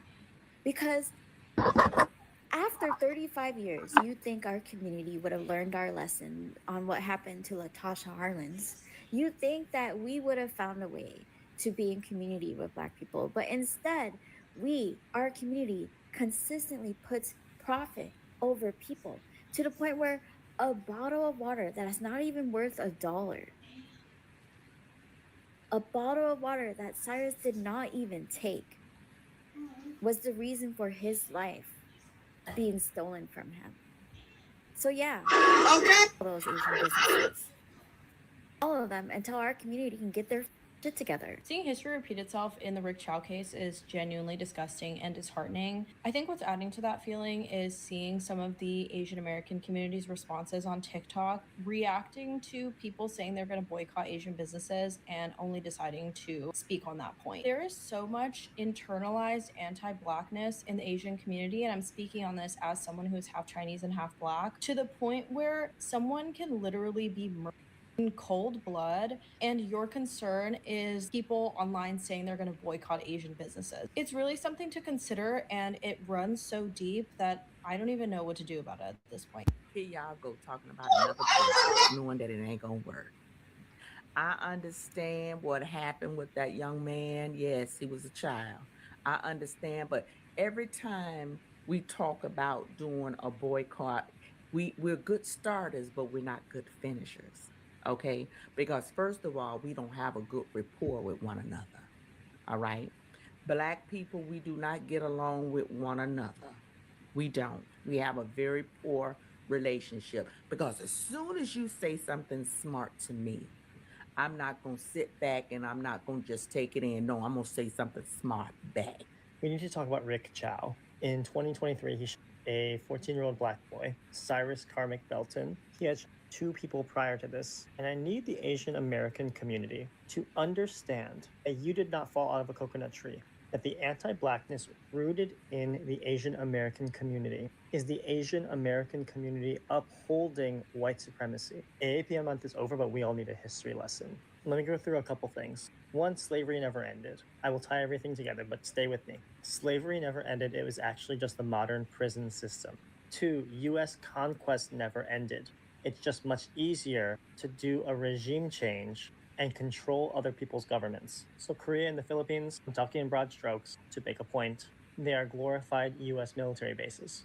The US doesn't just hold hard power over these countries. Many Asian countries, they also hold soft power because America exports its culture. The bedrock of US culture is capitalism, white supremacy, and because of modern slavery, anti-Blackness. So when we tempt Asian immigrants to come to America that have consumed the American dream, the dream, the allure is the proximity to whiteness. But when you get here, at best, you're a cog in the capitalist machine, and at worst, you too are a glorified serf, a subsistence farmer, someone who has to work just to survive.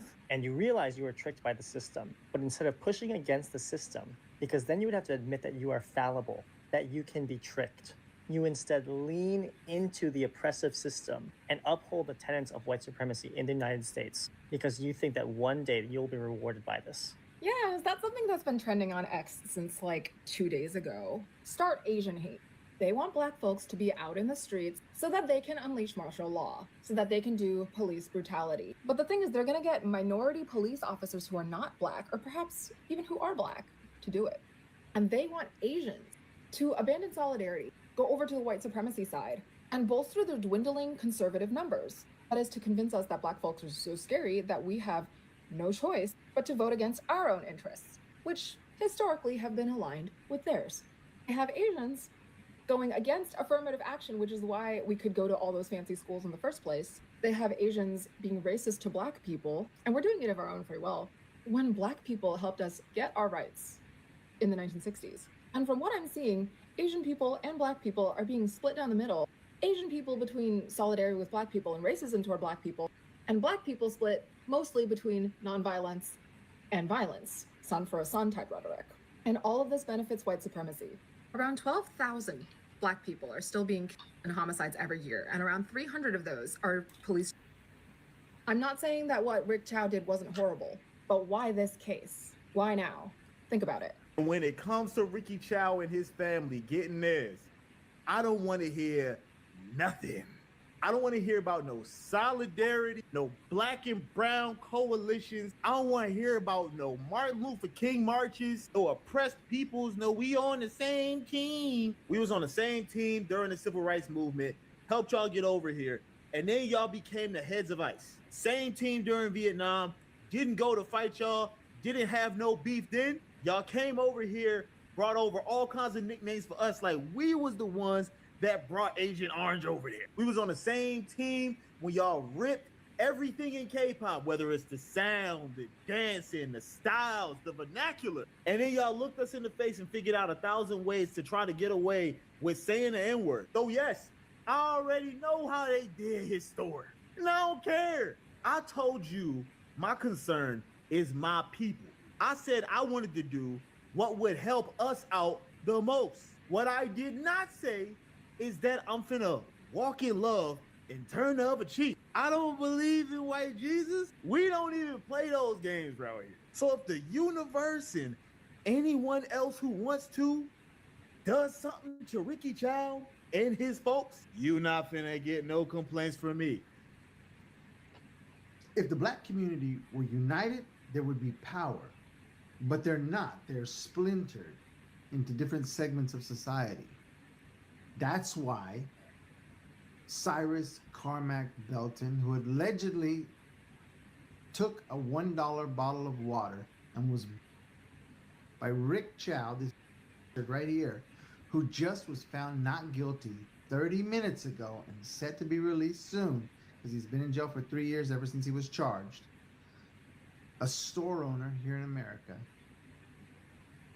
this young child, innocent child, over $1 bottle of water that he didn't even take. And here's the splintered black community. Because come Friday, in the city of New York,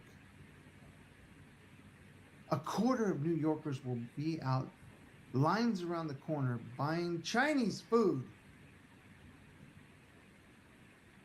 This is the sickness that is in the black community.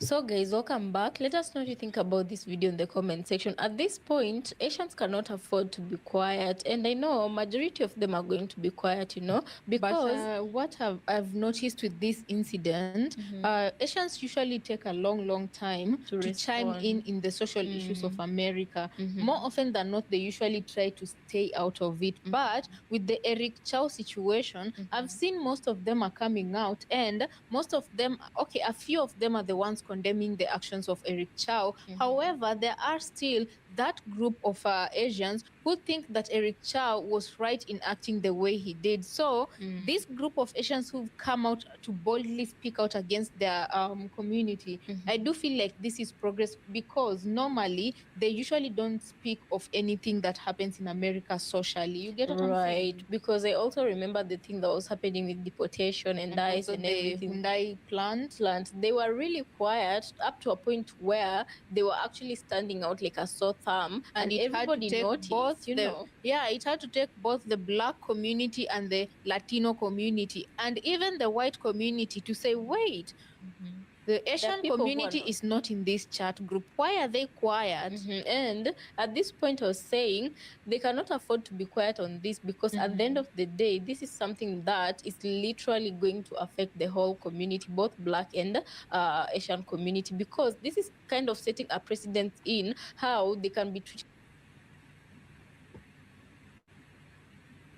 What I was told in the home behind closed doors when I was growing up, that's not the most fun trip down memory lane, but I always like to be honest about acknowledging anti-blackness among Asian Americans, especially when the call was coming from my own house, so here we go.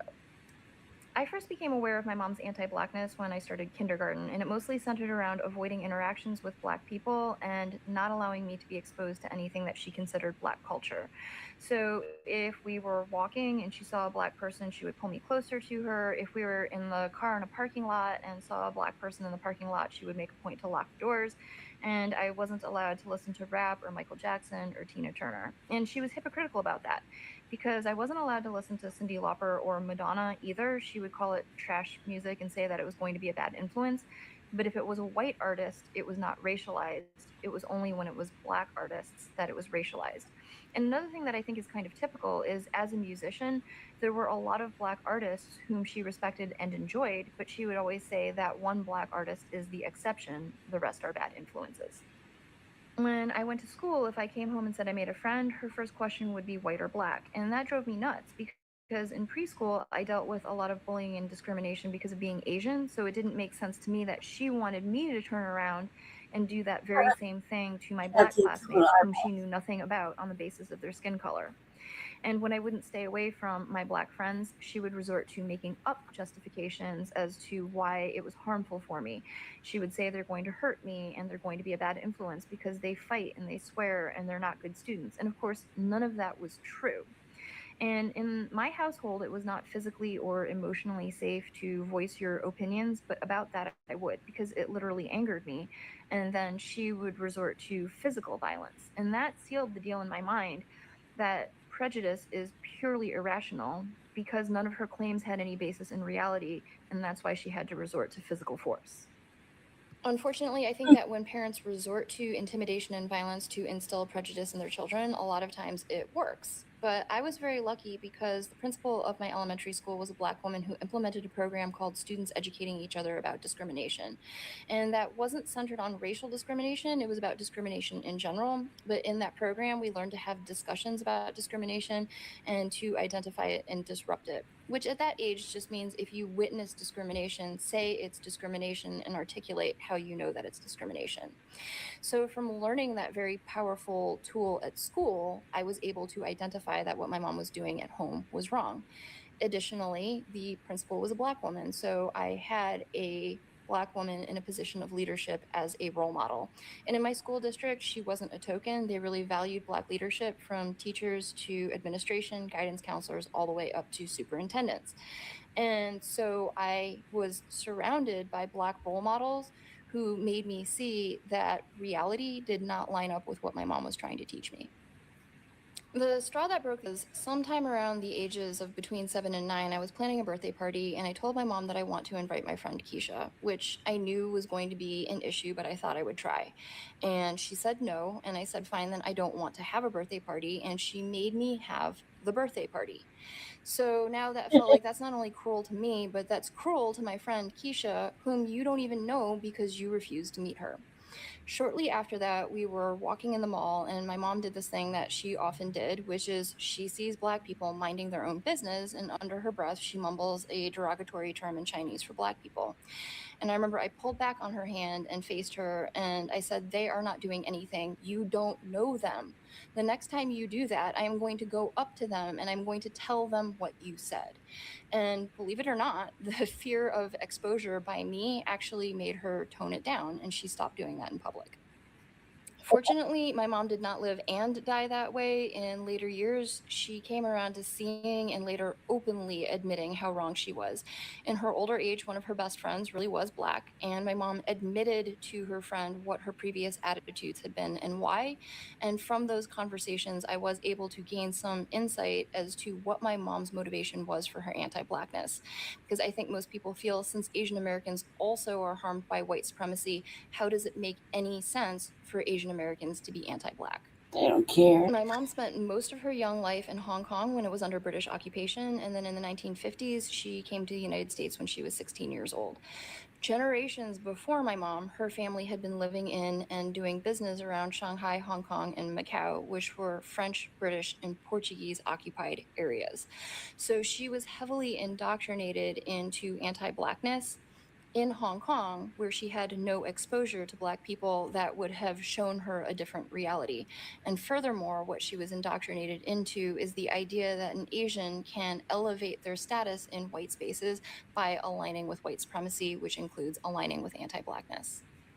So I think what my mom was doing with me is that from a young age, she saw that I was having a hard time as an Asian American assimilating. So she felt that if I associated with Black classmates, that would make assimilating into white spaces even harder. And she was concerned that associating with Black classmates would negatively impact my status in white spaces. Well, we all know with me that the outcome was I understand very clearly what spaces I want to be part of and what spaces I don't.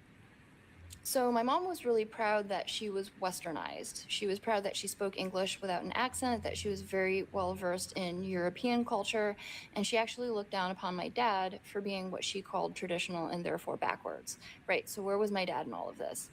My dad grew up in Taiwan where he had no exposure to Black people, but he also had very little exposure to Western media. I think when he came to the United States, he was a bit uncertain around Black people because of the lack of familiarity and the slight media bias, but it only took a very little being around Black people to see that prejudice is irrational and that it serves a white supremacist agenda that he doesn't want to uphold. As I said before, in my household, it wasn't physically or emotionally safe to voice opinions that differed from my mom, so I do understand why my dad didn't speak up when my mom was being anti-Black. He had a hard enough time keeping my brother and I safe. However, what he would do is when it was just my dad and I, he would make sure to teach me or give me resources about accurate Black history.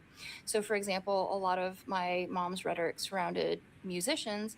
So my dad would teach me about Berry Gordy, Chuck Berry, Marian Anderson, Jesse Norman. If the claim was that Black people don't value education, he would tell me about Black scholars, academics, and scientists, and so on. So that, in a nutshell, is what I was told at home behind closed doors when I was growing. I hope you're faring well where you are, and please fare well. You know, they say that a path a man chooses is his choice. And sometimes I come to think that sometimes the path that a man chooses ain't his choice. Some choices are made to us by our parents with whom may be having some stereotypes, which we may also not blame on them. Some of our parents, especially we millennials, I'm not a Gen Z, our parents believe in certain things. They believed in white supremacy. Can't blame them. I understand why. Some of our parents are very colorist. Some of our parents are very racist. Why am I saying this? I'm saying this because when the colonizer came, he brought with him his supremacy. He had to find a way to make people submit to him, you know? And when he was, let's say for instance, the British, when they were colonizing Kenya and some of the East African countries, they used direct rule. In some other West African countries, they used indirect rule. And the French, when they came, they used a different method, which was also just as effective as the ones of the British. They used assimilation. By using assimilation, they wanted the Black people to be assimilated into their culture to an extent that they would educate Black people by taking them all the way to France to go and study. In fact, the first president of Senegal, Leopold Sédar Senghor, was an intellectual that was taught. He was taught the ways of the white person by the French, they themselves. So assimilation really, really convinced Africans that we weren't enough and we needed the white people. The same thing happened in other cultures. It happens in other traditions. The Chinese also, they were colonized by the British, by the Japanese as well. So we can't blame them if they have that white supremacy in their heads, right? But remember, a path a man chooses is his choice, and maybe it's not. For this reason, I want us to watch a video to get more details. I shall get back where we shall also have a deep critical analysis of the video. Let's dive in. Question. This actually is a serious question. Why don't you like us Black people? Non-American Asians always gave me the cold shoulder. American Asians were cool and I often hang out with them. Are they just not used to us? Partially. Sad to say, but I know that there's anti-Blackness very much so in a lot of Asian American communities. And obviously, unfortunately, anti-Blackness is global. And I think like it's a very long historical answer. Yeah. Some of it has to do with not being used to it. Okay, so colonization happened throughout the whole world when white colonizers took over Asia, Africa, all the other continents. And with that came the belief of anti-Blackness that was instilled upon all of these communities. Now, once those colonizations ended, you were left with this homogenized community where they don't know anyone who don't look like they're all white, all Asian, all South Asian, whatever it may be. And then all of a sudden you fast forward to having technology and Western media, because again, controlled by whiteness, is pushing out this message of that Black communities are gangsters, do this, they do that. And then that media gets pushed out into the world in the form of movies and TV shows. And now you take this homogenized community who has learned anti-Blackness through colonization and stuff like that, on top of the fact that it's then mixed with people who are learning about these races for the first time through fictionized television that is controlled by white media. And then you have this biased look. So when they meet Black people for the first time, they're having to reconcile what they have been essentially brainwashed into thinking versus then trying to figure out what that means when they meet you and they're like, but you're not any of these things. Which is the reason why you get a lot of people from Asia who are having to go through that discovery, and Asian Americans who grew up with that and know that those are things that are essentially propaganda, mind washing, you know, to keep upholding this idea of, and instead of using the WS word, I'm going to say anti-Blackness, because one is, you know, hand in hand, and they push this anti-Blackness, then it's basically global propaganda. So then people are trying to, you know, come to those terms, and instead of just being hateful, they may just not understand. You know what I mean? And I think that's like the short end of it. Yeah, I mean, I have nothing to contribute. That was very concise. A lot of people are just conditioned to believe that Black people are whatever the conditioner wants you to believe they are. And, you know, like my grandma, the only Black people she'd ever seen were American soldiers in Korea. And to her, they were all part of the same. Stemming the violence and war in Vietnam. Japanese Americans fighting alongside the Black community to repeal the Emergency Detention Act. The powerful relationship between Yuri Kochiyama and Malcolm X, Grace Lee Boggs and her husband James Boggs, Jesse Jackson, the NAACP for Vincent Chin, and the majority of Asian Americans who support. Actually, a lot of Black people you'll talk to say they prefer the racism in China over back in the States. They perceive it to be differently because here they see it more as ignorance, whereas in the States it's more like hate. Like people actually hate you and like want to kill you or threaten you violently.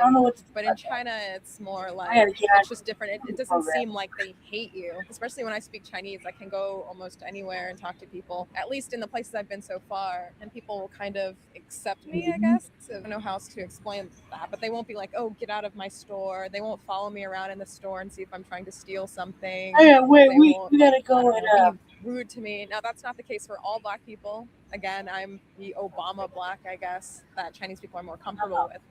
So when you have kind of darker skin Black people, the experiences are much. Why y'all don't like us for real? All right, important question. No, so I'm you're gonna try the to only answer, motherfucker that knows but that. not in the way you might think. Because what I'm not going All to do that is try make to it work. answer or justify I away like anti-Blackness that does exist in the Asian American community. And with what I'm about to say next, I'm not trying to be like, well, but what about you guys? I do want to gently push back against the comment that the Black community rocks with the Asian American community. Because if we're keeping it a buck, the animosity doesn't just go in one direction; it goes both ways. And that's what I want to address. The internet.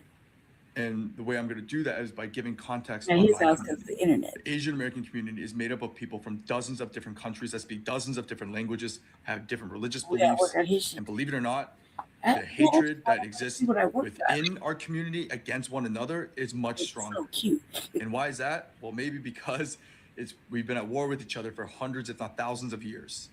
Now, here's some more context. The majority of our community is first or 1.5 generation immigrants. Why is that important? That means that English is language, American culture is not what they understand, nor do they have a strong grasp or understanding of American history. Now, for many of us who were born here and grew up here, we know about systemic racism. We have seen and experienced firsthand how harmful racism is. And we're taught about the civil rights movement. Granted, it was a whitewashed version, and I didn't actually learn about Malcolm X, Stokely Carmichael, Yuri Kochiyama, Grace Lee Boggs until I actively sought out that information myself. That being said, I want to talk about Yuri Kochiyama. A lot of people don't know how close Malcolm X and Yuri Kochiyama were.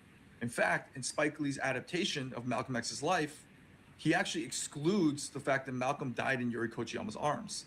What's also not taught is the murder of Vincent Chin, and how his story doesn't become a national story if Reverend Jesse Jackson doesn't fly up to Detroit and demand that it becomes a national I story. gotta have it edited. What people also don't know about leaders like Kathy Masayoka, who has been going to Congress year after year to testify using the reparations given to Japanese Americans after internment as justification for why the Black community and Black people deserve reparations too.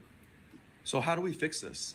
I strongly believe that a lot of this is miscommunication, at least misunderstanding, and that has caused a lot of the pain that exists within our communities.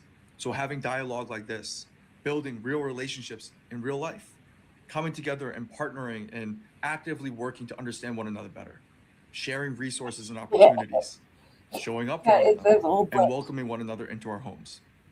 Look, I'm not here to deny that individual Asian Americans have caused a lot of harm towards the Black community, nor am I going to blame the entire Black community for the harm that individuals that are in the Black community have caused towards the Asian American community. But what I am calling for is for us to actively seek to understand each other and work together, because together we are so powerful, and there's so much love that already exists. I hope this helps.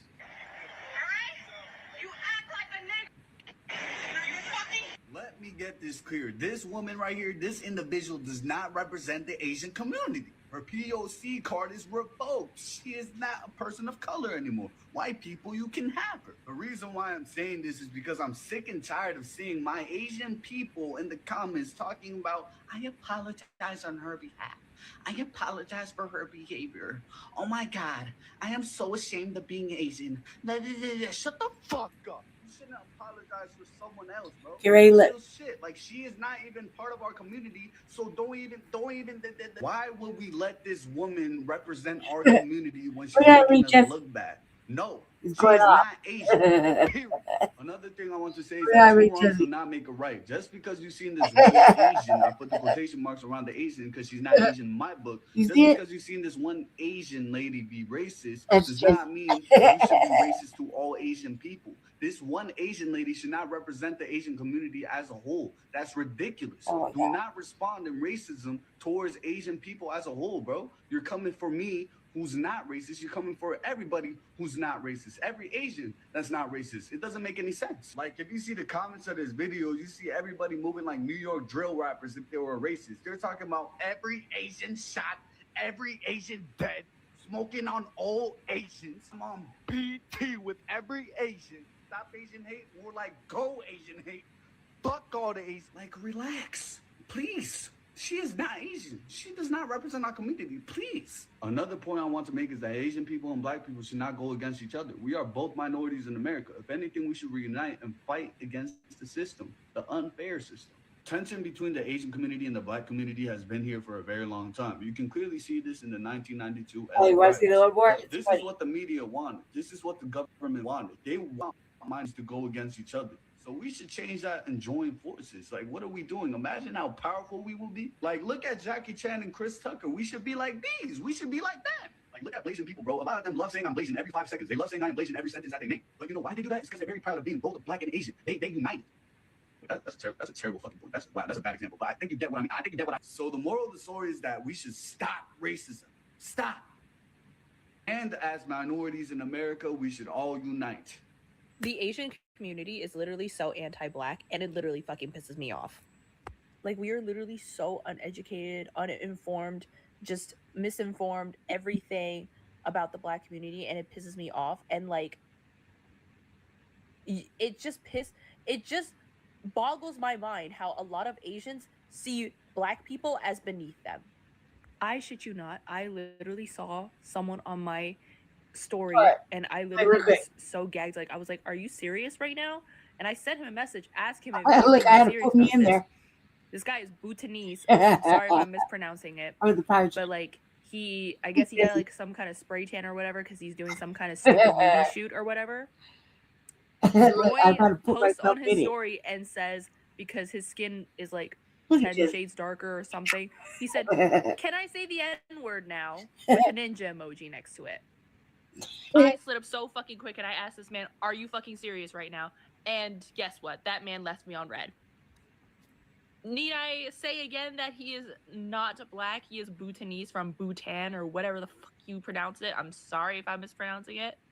Quite honestly, like the Asian community is literally so underhandedly racist to the black community, and it just like Ray, you gotta help me with this. not to mention the black Linages. community is one of the most You guys are supportive debate of team. marginalized groups that has ever like uplifted the Asian community and actually put effort into supporting us. I'm probably gonna piss a lot of Asians off for saying that, but it's literally the truth, and I fucking see it. For I woke up out of my sleep because this needed to be said. Look. Asians want to be black adjacent with white privilege. And just that thought alone, which is a very true thought, is kind of sickening because, again, I'll never stop speaking on it. They emulate black culture, black aesthetics, everything so heavily in the means of joking or because it's wacky. You know, white people try to say that all the time back in the day. Oh, black people do this wacky, funky stuff. And then hoopla, hoopla, they try to switch it to something else. They try to give it a different name. But it's sad because, again, Asian people know what it's like to experience racism, especially from white people, and to be oppressed by white people. However, they get that bit of what they feel is an amenity, and they turn it towards black people. They want to be black adjacent with white privilege. You see and that's just the dumbest thing I've ever seen. Guys, Africa is fighting again because I said that Nigeria is my favorite country in Africa. And under that video in the comment section, each comment has like hundreds of responses of Africans going at it with each other. And let me tell you something about Africans. They do not mince their words. I know a lot of you think that I'm just a dumb influencer, which I am, but I learned. And I learned from the last time that I tried to defend Nigeria from all of Africa for releasing their beautiful Korean-inspired movie My Sunshine, which is available on YouTube for free to stream for yourself. And when I tried to intervene, all of Africa, including the Nigerians, came after me. Shaking hands They were with like, kissing "Chris, babies and you shit. stay out of it. Elders, This is a we just family care. matter." And I was like, "Oh, babies, okay." But I do have to say, like, elders. as someone who is not all that sensitive, the words that you share do cut a little deep for me. You know, the words you share are quite sharp. If Americans talk to each other like that, they would cry themselves to sleep and take a mental health break. I do think all the other continents can learn something from Africa. Despite all their squabbles among themselves, they still come together to defend each other. And I wish we could see more of that in other continents. Look at Europe. The more I learn about Europe, the more shocked I am that you guys even managed to form the European Union in the first place. Because I don't even know if you guys Hell, like like each I other. doing shit. And I was actually, making given that one of you left, maybe I did you like don't. 3, And I have long given 4 up ads. on my dreams of seeing I the just 3 hit East brave Asian belt. countries, Japan, China, and Korea, I get don't know how along to with fucking each other. edit Because shit. that I just thought will great. never happen. That will never happen in our lifetime. Go after Throw China, a tune and on Japan it and too. Korea will be the first With to little step in. You sunglasses go and after little Korea, hair. then China and Japan will be the first to You woke step up in. and saw me And you wearing go a after tag. Japan, and China and Korea will be the first to step in. And that one, we can understand, right? You understand, You know, right? on the debate stage, Japan? just giving her that business. What I have come to And I put realize is myself that in this it. I was in triangle the of power hate chair. that exists between these 3 countries is actually what brings unity to these 3 Talk about countries. jealousy. Because while we hate each other, we also love each other for hating each other. In order Kissing to babies maintain and holding peace hands. these 3 countries, we must continue this ongoing hate. Korea, kimchi is Chinese. China, it's Lunar New Year, not Chinese New Year. Japan, Look. Look at Jesse. As a Korean girl dating a black guy, what would you Right say for office. you've learned so far from the foreign culture or the black community culture?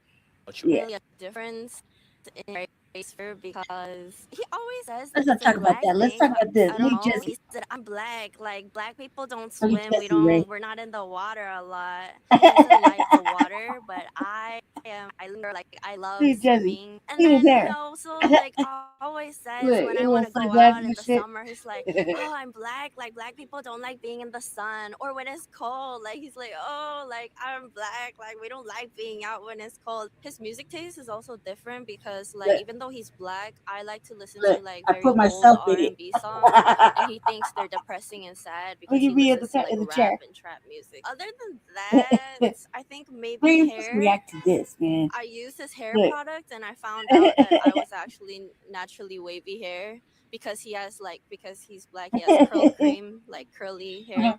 That's for me. My best work, I'm telling you. Hi for you. I hate this so much. Yes, Chinese people can be racist too. They are human beings. God, we can suck. In today's modern day and times, today's modern day and times, there are things we should have already let go. There are things in which our minds should never really settle in, right? Things that we didn't know better, our I like parents you didn't giving know up better, that. and so they were also pushed that same narrative by their own parents. And you came to discover somewhere in between, we lost our self-identity. Somewhere in between, we lost who we truly are. And it is a journey to try and recover your own self. It is a journey to try and see who you are. Because I'm going to tell you this. If you don't know who you are, the chances of becoming who you are not are always extremely very high. Extremely and very, yes. Very, very extremely high. If you don't know who you are, anyone will come and call you Look this, at the agenda. and you will accept it. Someone will call you this, accept it. Also, you don't know. So you're We're all accepting black. all Everything I because you made don't is know who you are. black. Now, when people leave their countries and they go Look to at the Jesse United Power States of Fist. America, for instance, for the Chinese and the Asian community, by the Asian I mean the Chinese, the Japanese, the Indians, so many of these, right? The Vietnamese, we have quite a number of them over there. So my best Now, work, I they tell go you there what. and they forget their culture, they forget Everybody their acts like I ain't struggles, doing shit. they forget I'm only trying to parts enhance his life. of freedom and struggles they went through in their countries. For instance, Vietnam had a lot of conflict with the US. We had the make it Vietnam anime. War We gotta make it according move, to so. the American, and we had the American War according to the Talented, Vietnamese. So that is also part and culture of their narratives, right? That is what builds into the fabric of their society and the like Bright did traditions. it. So you can't come and tell them that you people are inferior in any way, these people are that. No, they are Just wait. superior in Let's their own wait. way, and everyone's superiority counts. Yeah, Right? I don't know how to edit. Nobody is It makes greater than things you, and like, you're you know, greater make than it nobody. worse. That's why I need That is Ray what to help me. Abraham Lincoln said. So when it comes to the black people's first origin is Africa. What did you think? And Africa What'd you is think, known Ray? to have had built, many empires, very strong empires. First civilization took place in Africa, Egyptian civilization, right? Religion had foundations in Africa as well. The earlier forms of Christianity was in Ethiopia, from Ethiopia into Europe, right? We have these accounts in the books of Old Testament. Ethiopia. I want to cover John Walsh, but I don't think I would be able to. I'll cover one more and then I'm gonna get off this thing.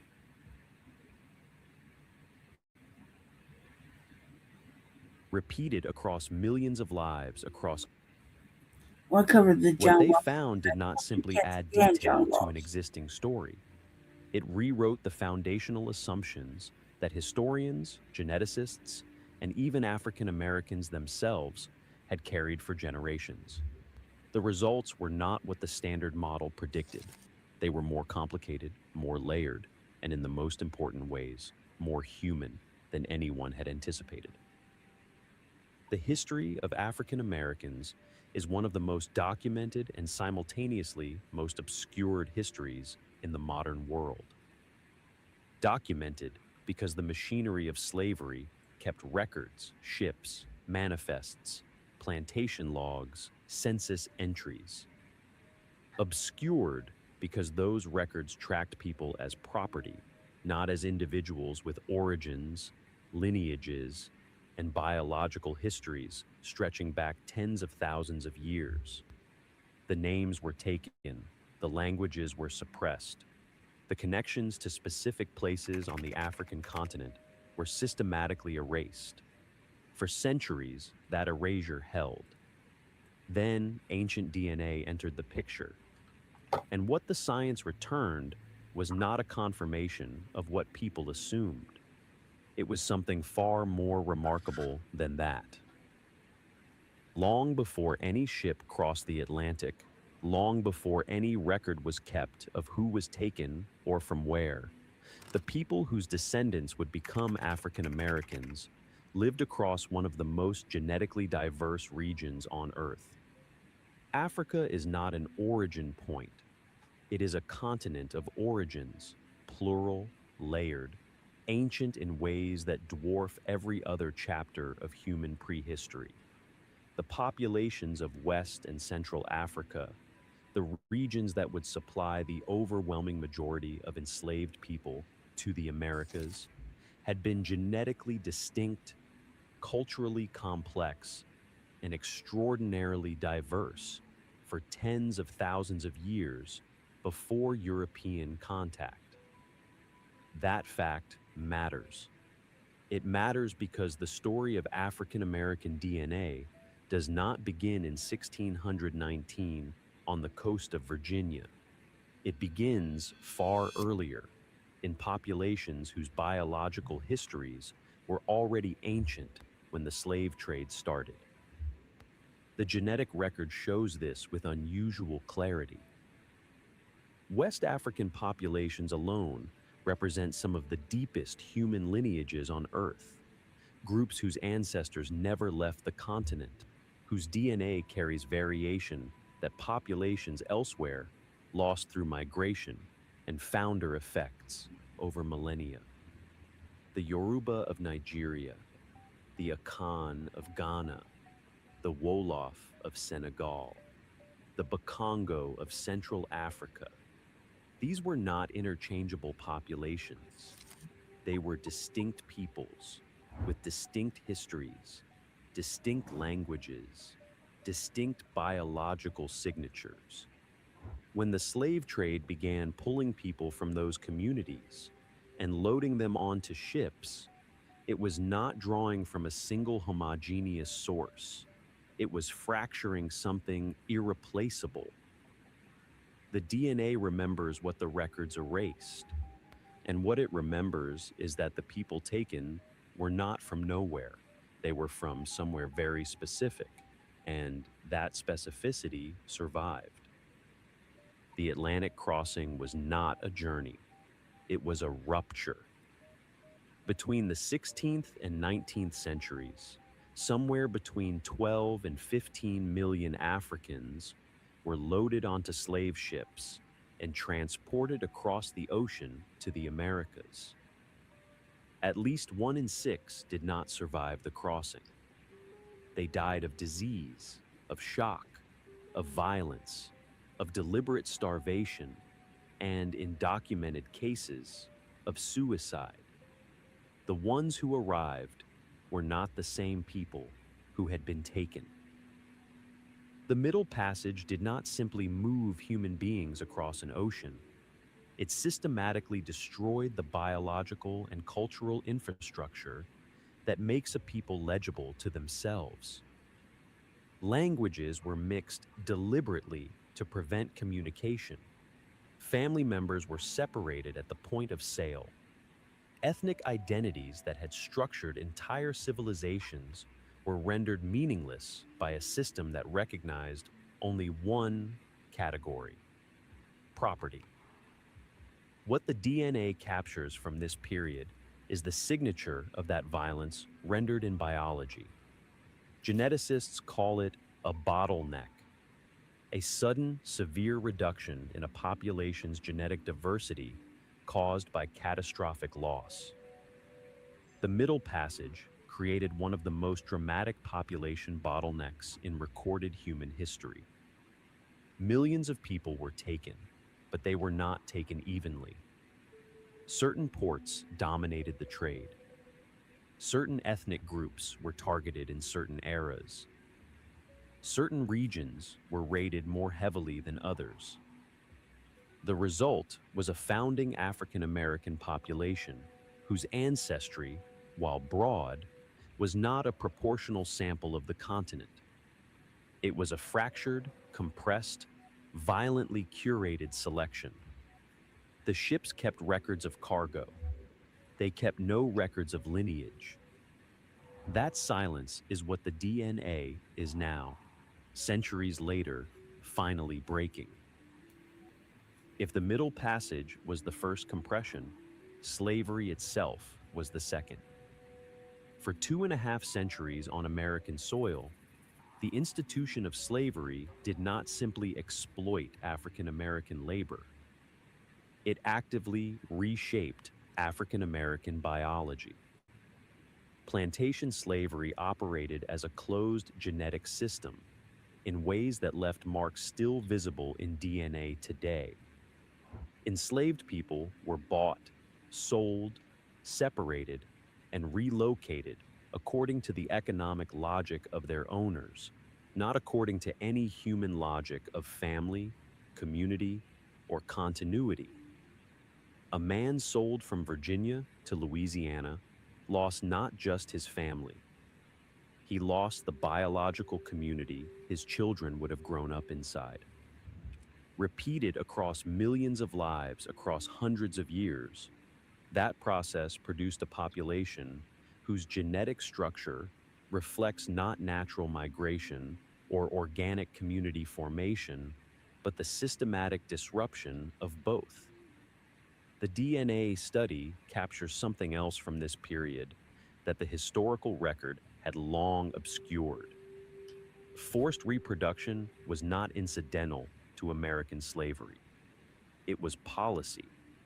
Black women were coerced into bearing children as early as age 13 and as frequently as the system demanded. The genetic consequence of that coercion is measurable.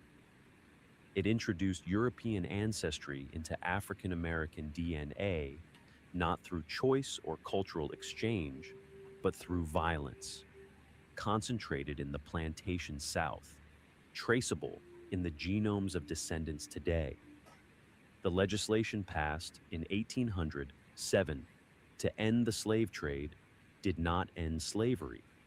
It accelerated the domestic trade, moving people across state lines in waves, compressing ancestries further, severing connections that had survived the ocean crossing only to be broken again on American soil.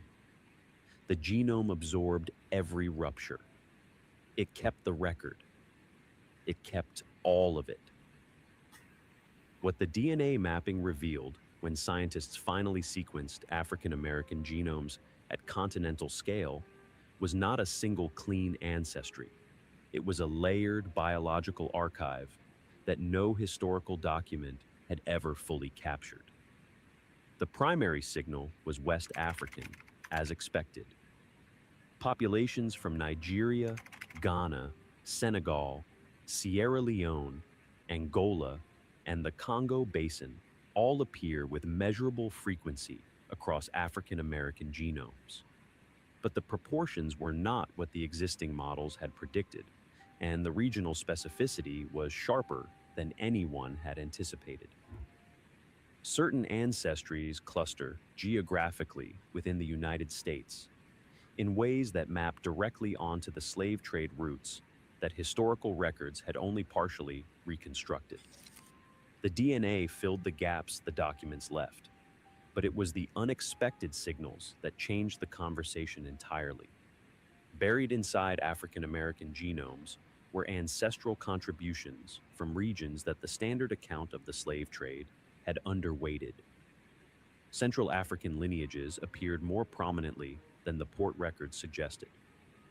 Indigenous American ancestry surfaced in a meaningful percentage of African American genomes, a biological trace of unions and communities that official histories had largely erased. And the European ancestry, long acknowledged as a feature of African American DNA, turned out to be far more regionally concentrated and temporally specific than a general account of slavery could explain. It was not diffuse background noise accumulated randomly across centuries. It was structured. It pointed to specific places, specific periods, specific mechanisms of coercion that the historical record had documented incompletely, and the DNA now confirmed with uncomfortable precision. The hidden ancestry was never truly hidden. It was waiting in the biology for the science to arrive. The slave trade determined where African Americans arrived. Everything that happened after determined where they went. Between the late 19th century and the mid-20th century, in two massive successive waves that historians call the Great Migration, approximately 6 million African Americans left the rural South and moved to the industrial cities of the North and West. Chicago, Detroit, New York, Philadelphia, Los Angeles. They were not fleeing poverty alone. They were fleeing a system of racial terror, sharecropping, disenfranchisement, and legal segregation that had replaced slavery in everything but name. They moved toward wages, toward anonymity, toward the possibility of something different. And in moving, they did something to the African American gene pool that the DNA mapping was able to track with remarkable precision. Migration reshapes populations biologically. When communities that had been geographically isolated from each other for generations suddenly intermix in a new urban environment, the genetic result is measurable. African Americans from Georgia married African Americans from Mississippi in Chicago apartments. Descendants of coastal Carolina plantations built families alongside descendants of Louisiana sugar country in Detroit factories. Ancestries that slavery had separated and scattered began recombining in northern cities in new configurations. The DNA mapping captured this recombination as a distinct signal, a layer of mixture sitting above the older strata of West African and plantation-era ancestry, datable to the 20th century, geographically traceable to the urban North. What the Great Migration did to African American culture, to music, to politics, to literature, is well documented. What it did to African American biology had never been mapped until now. The genomes of northern urban communities tell a different story than the genomes of the rural South. Both stories are African American. Neither is complete without the other. The system designed to erase African American identity failed, not partially, not in isolated pockets. It failed comprehensively across generations, across geographies, across every mechanism it deployed. Languages were suppressed, but culture survived in music, in food, in oral tradition, in the precise way a community organized itself around grief and celebration. Family structures were deliberately destroyed by sale and separation, and yet kinship networks reformed, extended, adapted, carrying forward biological and cultural continuity through forms the system had not anticipated and could not fully disrupt. The DNA mapping reveals the biological dimension of that survival, with a clarity that no historical narrative had previously achieved. African American genomes did not simply absorb the trauma of erasure. They carried forward, intact, ancestry that the architects of slavery had specifically attempted to make untraceable. The resistance was not only cultural, it was biological in the most literal sense. Communities that maintained geographic stability across generations, the free Black populations of the antebellum North, the historically Black towns of the post-Reconstruction South, the tightly bound church communities that structured African American civic life for centuries, show distinct genetic signatures in the mapping data. Endogamy, the tendency of communities under external pressure to to form families within themselves, preserved lineages that dispersal would have diluted. Marcus Garvey's movement in the 1920s, the largest mass mobilization of African Americans in the nation's history, was not only a political project, it was a declaration that identity was worth protecting, worth organizing around, worth crossing an ocean for if necessary. The DNA does not record intentions, but it records outcomes, and the outcome recorded in African American genomes is unambiguous. The identity survived. The biology is the proof. The implications of what the DNA mapping revealed do not stay inside a laboratory. They move outward into history, into politics, into the deeply personal question of who people are and where they come from. For African Americans, a population whose ancestral geography was deliberately destroyed as an instrument of dehumanization, the ability to point to a specific region, a specific ethnic group, a specific place on the African continent, and say, this is where part of me originates, is not an academic finding. It is a restoration. The science accomplished something that centuries of historical research, working from documents that recorded people as property, could not. It gave individuals a biological map to a past that had been confiscated. But the implications extend beyond the personal. The mapping reframes the historical record in ways that matter institutionally. The indigenous American ancestry appearing in African American genomes forces a reckoning with histories of contact, coexistence, and community between Black and Native populations that mainstream American history had systematically minimized. The precise geographic clustering of European ancestry forces, a confrontation with the specific mechanics of plantation-era sexual violence that polite historical accounts had long softened. The Central African lineages appearing more prominently than port records predicted force, a revision of the slave trade's own documentation, revealing gaps and distortions in the records that slaveholders kept. Barack Obama's election in 2008 was described at the time as a breakthrough in the political visibility of African Americans. The DNA mapping is a different kind of breakthrough, quieter, slower, but in some ways more fundamental. It does not change what happened. It makes what happened impossible to look away from. The record is in the biology now. It is not going anywhere. The descendants of that history are alive today.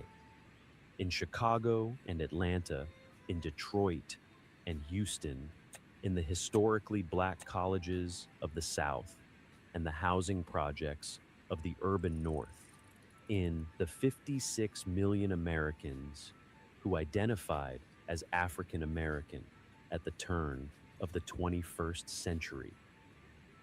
They carry in their DNA a biological record that survived the Middle Passage, survived 2.5 centuries of plantation slavery, survived Reconstruction's collapse and the terror that followed, survived the great dispersals and the determined erasures.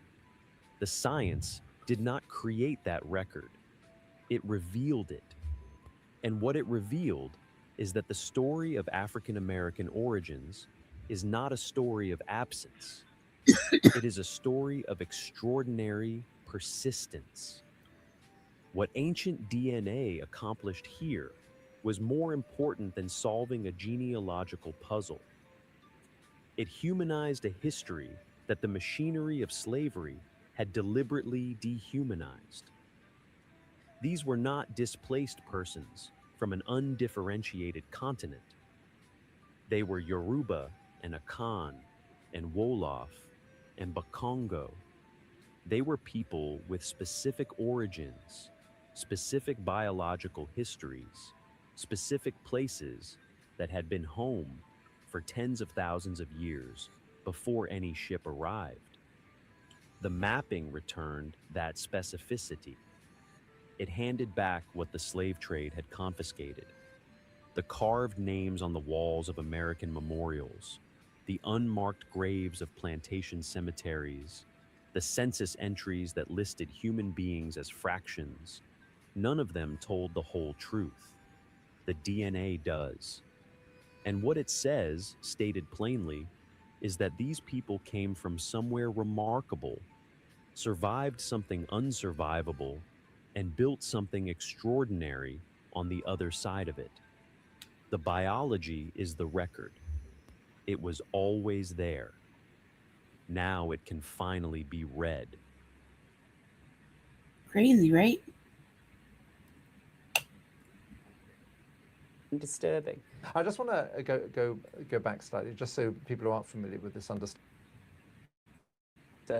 Handling our most sensitive personal data. Your devices are going to be monitored 24 hours a day. Palantir's had a very secretive contract with GCHQ. Palantir has a contract running our nuclear missile program. We have no national security. This company should be nowhere near the NHS. We have entered into a kind of colonial contracts with this superpower. Peter Thiel is an incredibly dangerous individual.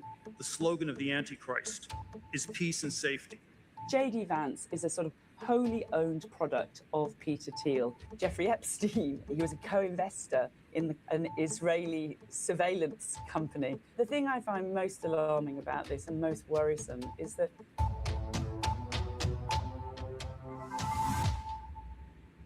8 years ago, Carol Cadwallader hit the headlines when she exposed the Facebook Cambridge Analytica data scandal in the UK Sunday newspaper, The Observer. Last year, she left The Observer to set up The Nerve, an independent journalists collective. Much of her early work at The Nerve has focused on Palantir, the controversial US company which supplies data to US Immigration and Customs Enforcement, ICE, the US military, and the Israeli military. I'll tell you, Palantir left the city of Denver, right? And Kyle Clark was asking all the candidates that were running for governor if they felt sad or how they felt with knowing that Palantir left. And these motherfuckers are genuinely upset. They're like, it's a publicly traded company. It have brought millions. They were so upset. So fucking upset. I was like, man, let them go. Like, Palantir kills people. Like, you know what I mean? Like, not only that, but let them go. They got contracts. They got everything everywhere else. Like, there's no loyalty. They have no loyalty. They're for everybody. You know what I mean? If you got the money, they got the time. Like, that's the type of shit that Palantir's on. Really fucking crazy shit. So, like, let them go. When you see the motherfucker with the crazy hair over there making manifestos, you know you gotta go.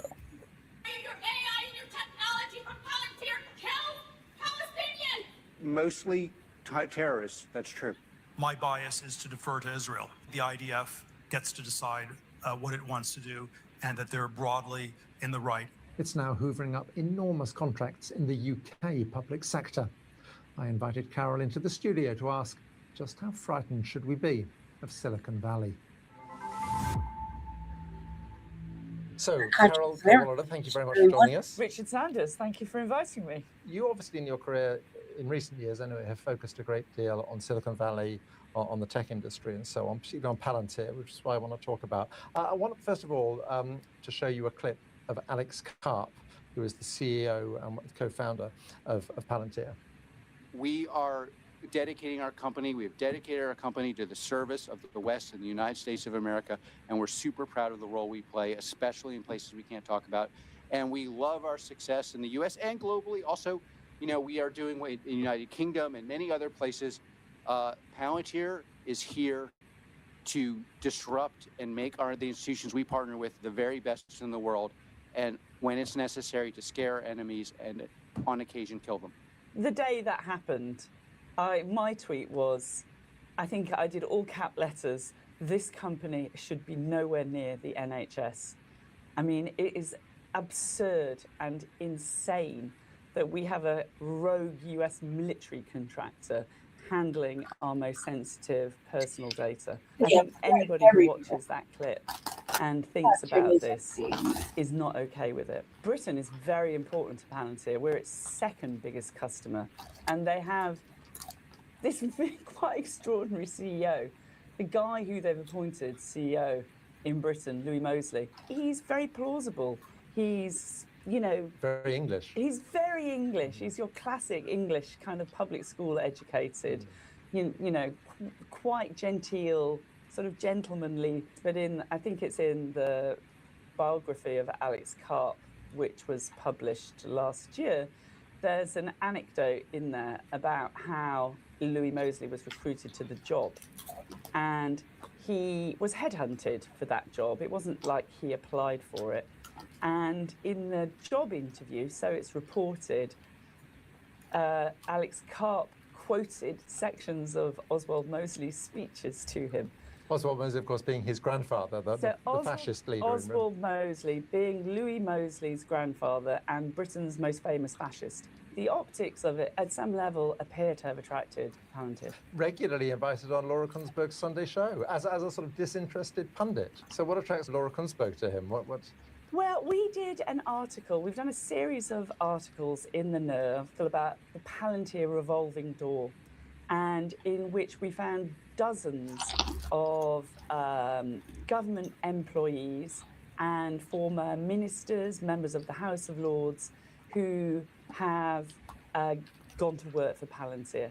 Extraordinary sort of revolving door. It's a revolving door, but the thing which was really instructive to me and made me sort of understand something about their methodology, not just that they'd recruited the head of AI in the MOD, the expert in AI was recruited by Palantir, the most senior expert in the NHS in AI was recruited by Palantir, but they also took a senior comms guy from Number 10. So the guy who had been the chief spin doctor for Rishi Sunak, Ben Maskell, he was recruited to be Palantir's head of comms. And he's been really effective because his strategy, he doesn't go to technology reporters with these stories. He goes to political correspondents. He has an existing network of political correspondents, of which Laura Kunsberg would be one, Rachel Sylvester on The Observer is another. This is their contacts, and this is how, you know, they're getting the sort of positive Palantir spin into the newspaper and onto broadcasters. Now, Alex Karp isn't the only rather alarming individual at the top of Palantir. You also have Peter Thiel, who is also a profoundly strange man. He thinks Greta Thunberg might be the Antichrist. I mean, Peter Thiel is an incredibly influential, consequential, and I think dangerous individual. You really have to look at who Peter Thiel is and what he believes in. And one thing he does not believe in is the nation state. He is very explicit about how actually there is a better way of running countries, and that is as a private corporation. And, you know, he's a massive investor in all of these other companies too. Jeffrey Epstein, of course, he was a co-investor in the company, an Israeli surveillance company that at the time of Jeffrey Epstein's death was his most valuable asset. One of the key things about understanding Trump and Silicon Valley and that relationship is understanding the role of Peter Thiel in that relationship. And you can see that very, very clearly in who Trump picked to be his vice president. And it was his pick of J.D. Vance in the summer of 2020, which really was, for me, that moment of understanding that this isn't Trump, it's not Trump first term. Something different is happening here. We have an alliance between the MAGA far right and, you know, Trump's authoritarian tendencies and Silicon Valley. And that's what, because J.D. Vance is a sort of wholly owned product of Peter Thiel. J.D. Vance owes his entire career to him. He owes his political career. He owes his financial career. He owns his fortune. you know, he's kind of Peter Thiel's pet, and this for me was this sort of moment of understanding that this is a kind of new kind of power that we haven't seen before, because we have these Silicon Valley surveillance technologies now being harnessed to the MAGA authoritarian project, and that for me was this sort of wake-up call.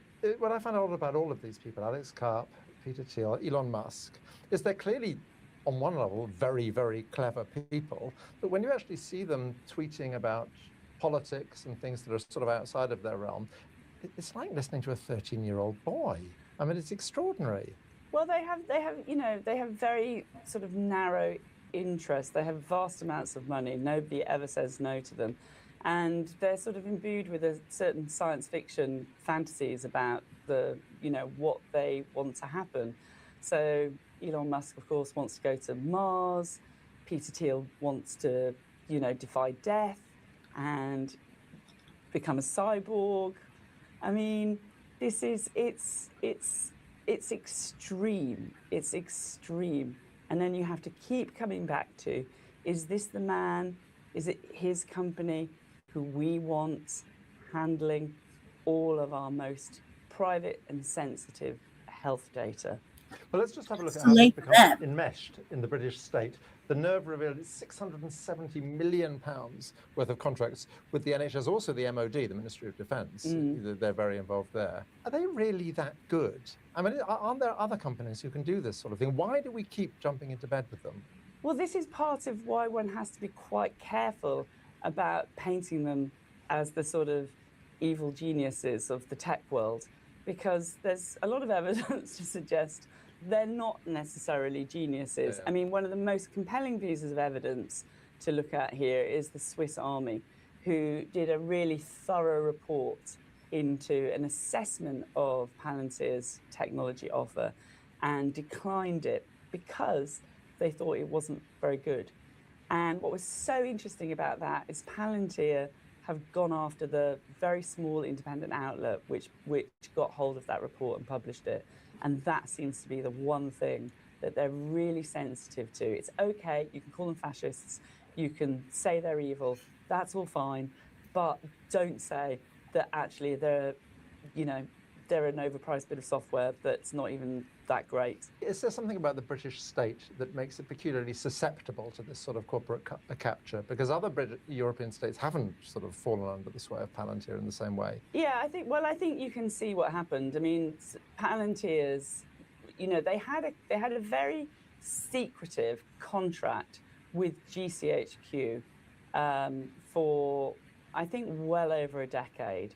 And we know very, very little about that contract, how it came about, what exactly they were doing. But that was all they had until 2020.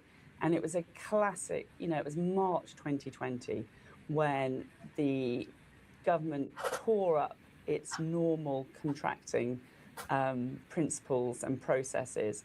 And, you know, we saw what happened with the crony contracts. You know, the VIP lane came out of that. But it was also an amazing opportunity for tech companies.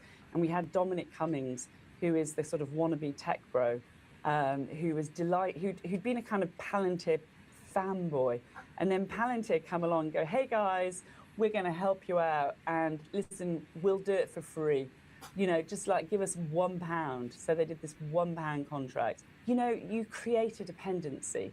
Once you're in, it's hard to get them out. It sounds rather like a drug dealer. You sell your product very cheap initially. Absolutely, it's totally the same. This is what they're doing with the police at the moment. There's a big push with police forces around the country. Look, just try it.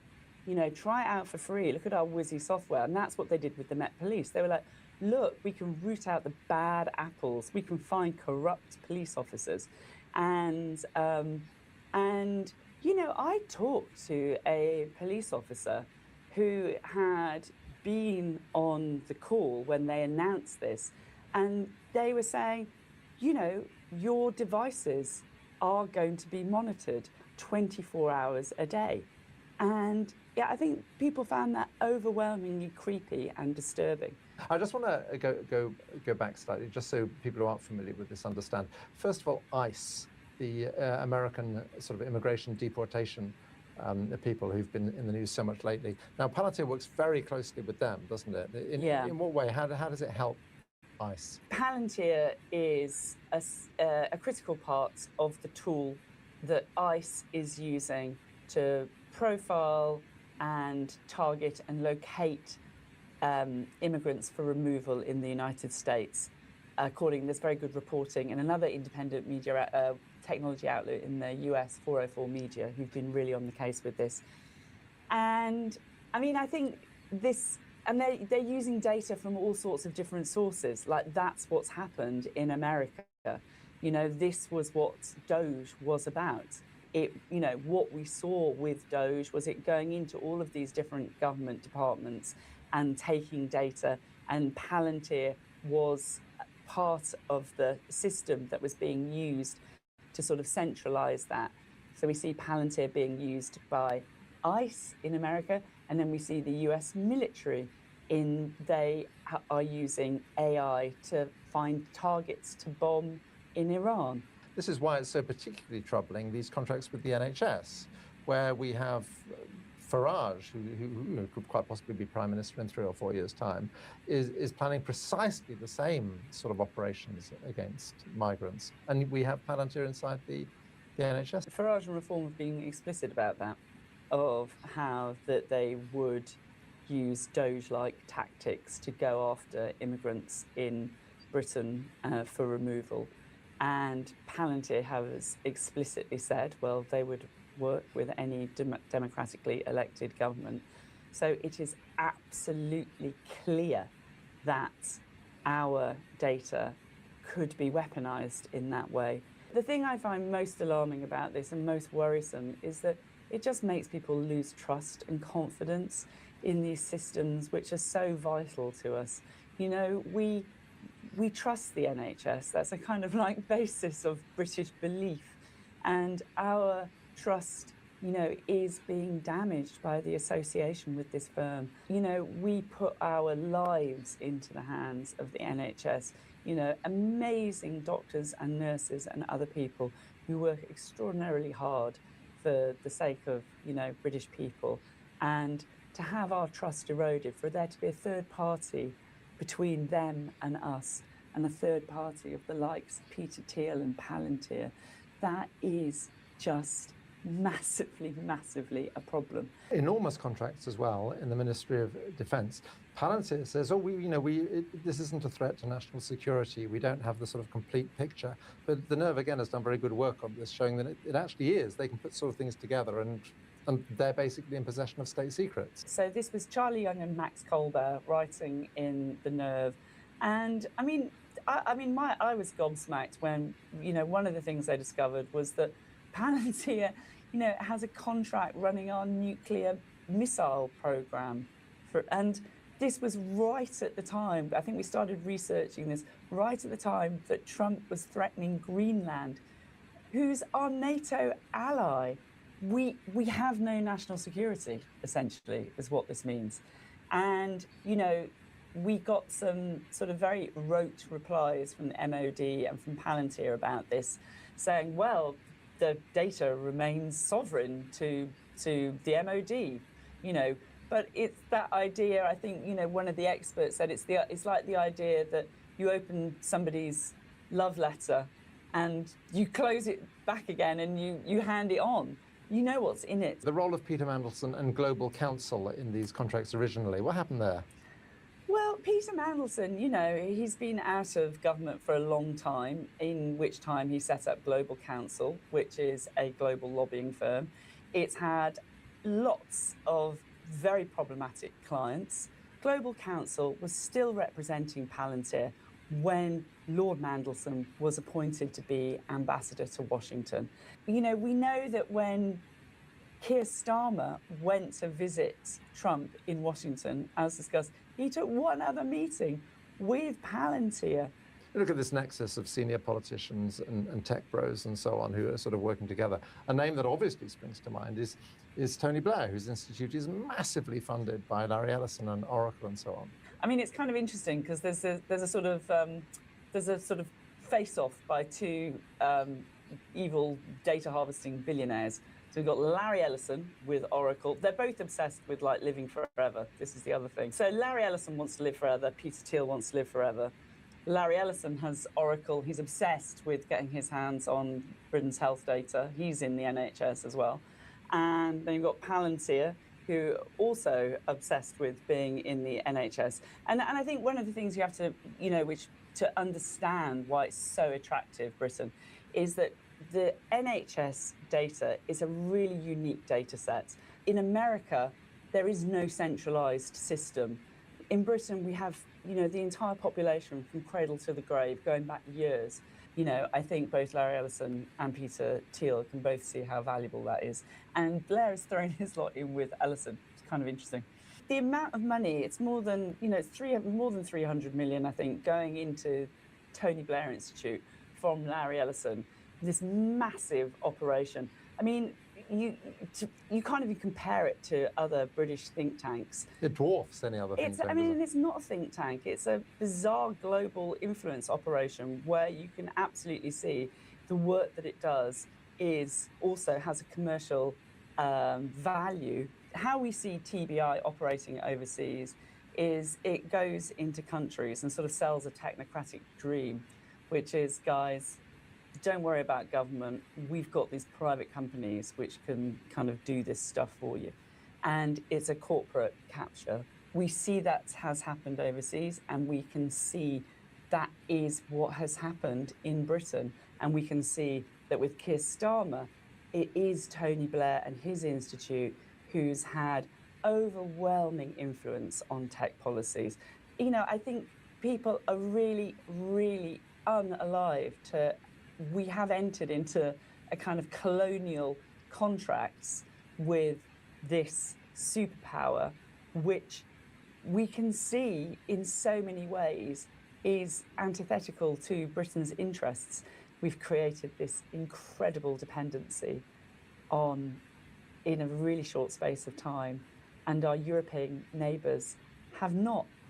They are really, really much more awake to the issue of that and really understand why digital sovereignty is so important, and that what we need is an entire European tech stack. And that is what's in, France in particular, but in other European countries, that's what there's a real rapid and urgent project to build that up. And in Britain, that's not even in conversation. So tell me about the Nerve. How did the Nerve come about? The Nerve really was born on the picket line outside the headquarters of the Guardian building. And that was this moment when the Guardian and Observer journalists united to protest what was happening to the Observer. So this secret, confidential negotiation had been entered into without anybody knowing. We only found out about it when Sky News broke the story, and that was to sell the Observer. And the big thing for us was that the Guardian has big letters all over its, all over our work saying the Guardian's not for sale. So we just didn't understand what was going on. And one of our biggest questions was, who were the investors? And that's still not been made clear. But basically going on strike was really good fun. It was just like a feeling of solidarity. And we'd really had to think about what our journalistic values were and what we stood for and what we wanted to do. And actually there was something about standing outside the big corporate glass headquarters, which also felt liberating and I think this sense of, for better or for worse, the Guardian is a huge multinational now. It's a really big organisation, and its focus is very much outside Britain now. And it's big corporate media, and that has pros and cons. And worked there for a long time and can see both. And I think it was just that, isn't there a way to do journalism differently? Talk to me about the Nerve. What's the sort of logic there? Because there are 5 of you, essentially, the core. There are 5 of us. It's very much sort of female-led, isn't it? Yes, the core team is 5 women, and it was 3 senior editors from the Observer New Review, the creative director, and me. It was the Observer New Review, which was the section, it's the kind of feature section of the Observer, which is where actually I published most of my kind of investigative work. The big Cambridge Analytica scandal was the home for it. And I think that was where this sort of idea of actually bringing back the team together and seeing if there was another way to go. Well, it's a fascinating website. I'd strongly recommend it. Thank you. You're doing some really great stuff. Here at Double Down Newswatch, we depend on you. We have no billionaire owners or sugar daddies. It's that which enables us to be fearless and independent in our coverage. If you value independent media and the alternative perspective it provides, Journalism is at It was a necessary all anti-terrorist time strategy. high. The program created And then we might lose all our Your journalists. avenue, one seat of world power. Rest assured, all of the people out here are under constant video monitoring somewhere. You know, it's sunny, it's hot here outside the White House, but it's hard to get people to tell you how they feel about the spying that's going on. Some may be afraid to speak. Others say, I can't tell you anything because I'm on vacation, so I can't think about it while I'm on vacation. Others were much more clear about their opposition to NSA spying. It's illegal. We have rights to privacy, whether it be in public or on our computers or on our phones. The government doesn't have any right to spy on us. It needs to stop. And yes, yet they're doing it big time, aren't they? Yep. Mm-hmm. So you can't drive through a traffic light without having 10 cameras watching you. I mean, do we not have some right to privacy even in public? I think we do. I think our government's gone way left and way socialist. I don't feel good about this. You know, there's a joke now that says the chancellor changed just her number of telephone. So no, but without joke, it is not a good thing. One should know who are your friends and one should know who are not your friends. we're trying to get some people's reaction to the scandal about the NSA spying on people. If you're worried about it, concerned about it. If you're not doing anything wrong, you should have nothing to hide. Do I mind if they listen in on my conversations? Not a bit, because I don't have anything to hide. You know that statement, you have nothing to fear, you have nothing to hide? The very statement, you have nothing to fear if you have nothing to hide, was a statement directly attributed to Joseph Goebbels, the Nazi minister of propaganda.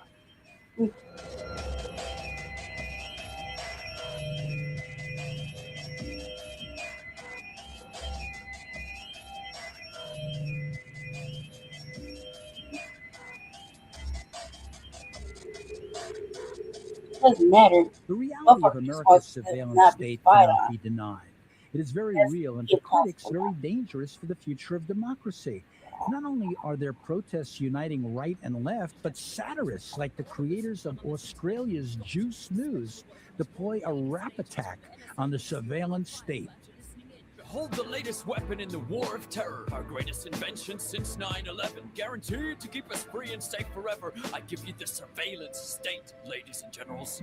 Our secret wires log your keys dial. Monitor every single number on your speed dial. Rewind straight to your position with facial recognition and pinpoint you within 0.03 of a mile. While some citizens fight back against more encroachments on privacy, the NSA and its backers in the White House, Congress, and the courts are expanding their own reach, now monitoring literally trillions of messages and even using state-of-the-art facial recognition software. NSA is also building facilities to store its data, like this top-secret $1.7 billion storage center in Utah, the size of 17 football fields. It will store yottabytes, the equivalent of 500 quintillion pages of text. Christ. The war on terror seems almost self-perpetuating, along with its insatiable need for endless surveillance, even as the surveillance state is being challenged as never before. There is a political battle over the future of NSA spying, with tactics escalating on all sides. In fact, mass U.S. surveillance goes back to our war on the Philippines in 1901, when it was used to identify critics and rebels. It had a strong racial component then, and critics say it still does, especially in spying on the Muslim community, even as that seems to have abated somewhat. The surveillance program was created 18 months after the 9/11 terror attacks. Its mission to have undercover police officers collect information about Muslim and Middle Eastern communities, eavesdropping on mosques, businesses, and restaurants. While supporters argued it was a necessary anti-terror strategy, the program created under the watch of former Police Commissioner Ray Kelly outraged many Muslims who believed it was a violation of civil rights. What can stop the surveillance state? What about the courts? Adam Liptak covers the Supreme Court for the New York Times. The press had some great victories in the 60s and 70s, and that's basically in decline. And after 9/11, and with concerns about national security, the landscape for press freedom is not great, the legal landscape. So what can journalists do here? They're trying to get information legitimately. The government doesn't want them to have it. That's a confrontation or a challenge. What do they do? Well, journalists can be tough and be brave and seek out information and publish it, and unfortunately sometimes face the consequences. Liptak speaks in terms of a balance between safeguards the government says it needs and the public's right to know. He admits his newspaper doesn't publish everything they know. There is, on the one hand, vast overclassification, sometimes to cover up government misdeeds or embarrassing episodes. On the other hand, there are the kinds of secrets that could really endanger the nation, and finding the right line is not an easy thing. But I mean, the New York Times published the Pentagon Papers. The New York Times is publishing, quote, the Snowden papers. Does that make you proud, or do you have concerns about that? I'm not going to second guess the judgment of the very good editors at the New York Times, but they are judgments, and we don't publish everything that comes into our possession. The press clearly feels constrained and so has embraced whistleblowers like Edward Snowden. Before Snowden sent NSA documents to reporters, he insisted they encrypt their emails to avoid being spied on. And he even made this video to show them how to do it. Okay, installation is completed. Let's start the program. You have two choices, Ultra or GPA for new privacy assistant. You want GPA. It's better in almost every way, even though it's older. This is the interface, your keys. First thing you need to do as a new user is go to Preferences and click Advanced Mode. If you don't click this, and it's not enabled by default, you won't be able to choose your key length. You want a key that is stronger than the default length. Andy Greenberg of Wired magazine says more and more reporters are encrypting for fear they're being spied on. I think that's often lost as we discuss the NSA's really incredible surveillance abilities is that they're not unlimited. There are ways to evade the NSA surveillance. As Snowden himself said, crypto works. Encryption software can prevent the government, the NSA, from spying on your communications. And so I think that that's created this new renaissance in encryption tools and anonymity programs that can actually mask or hide or create a kind of bubble of privacy around your activities online. That still exists even in today's world of massive surveillance.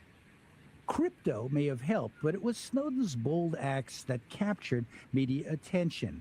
He was at the time only 29, a high school dropout, ending up in a $122,000 a year job.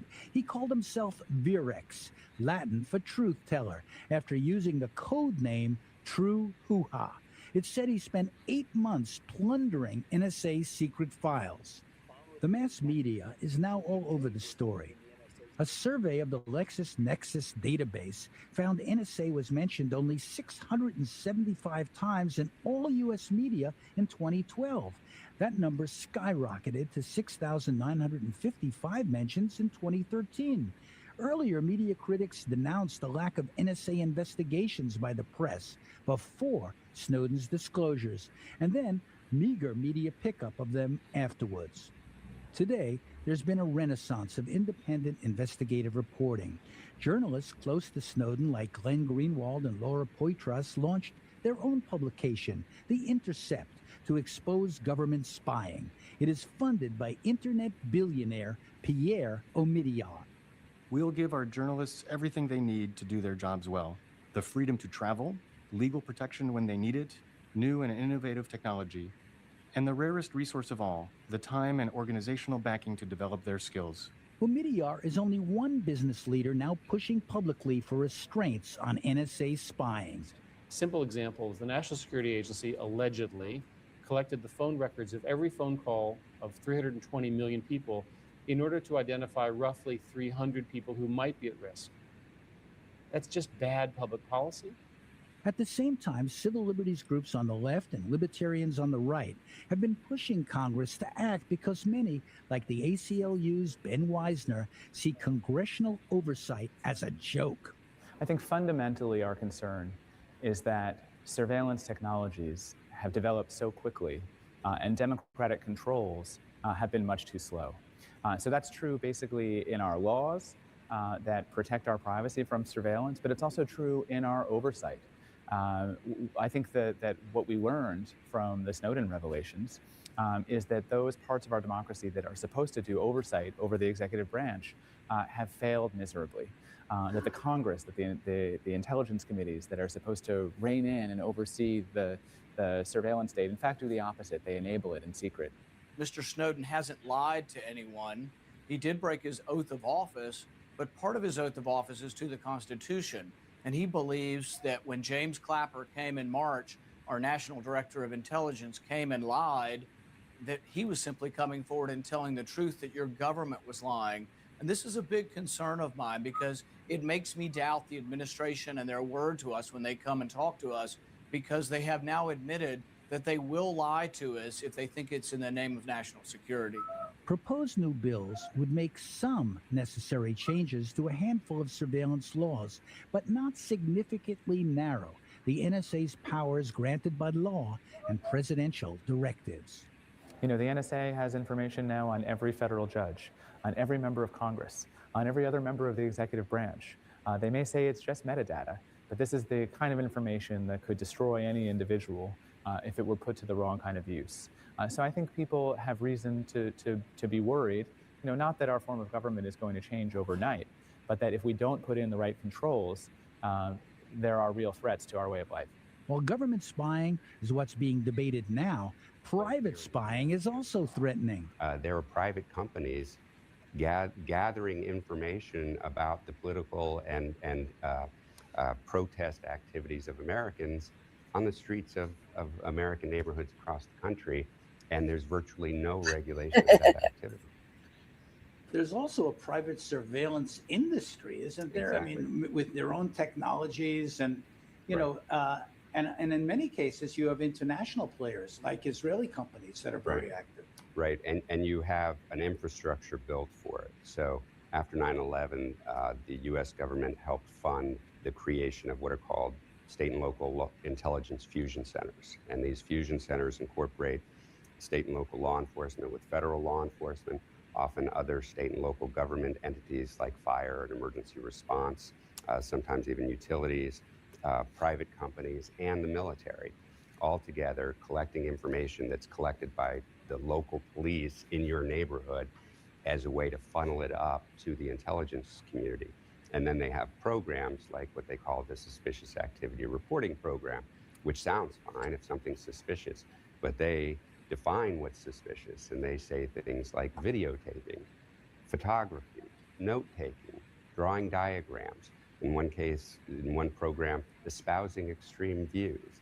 If you see something, say something. Isn't that the big slogan here in New York? Exactly. And what we've seen, only a relatively small number of these suspicious activity reports have been made public. But what we see is exactly what we warned they would be, that it's a proxy for racial profiling, because what's being reported isn't suspicious. Former FBI agent Mike German doesn't dismiss fears of a police state, because he too knows from the Snowden documents that NSA shares intelligence on Americans with the FBI, a domestic law enforcement agency.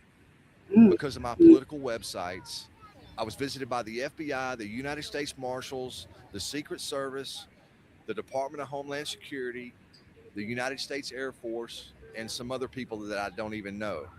And Not always. Sometimes they just approached me and wanted to know, what, content about my websites, what certain things meant.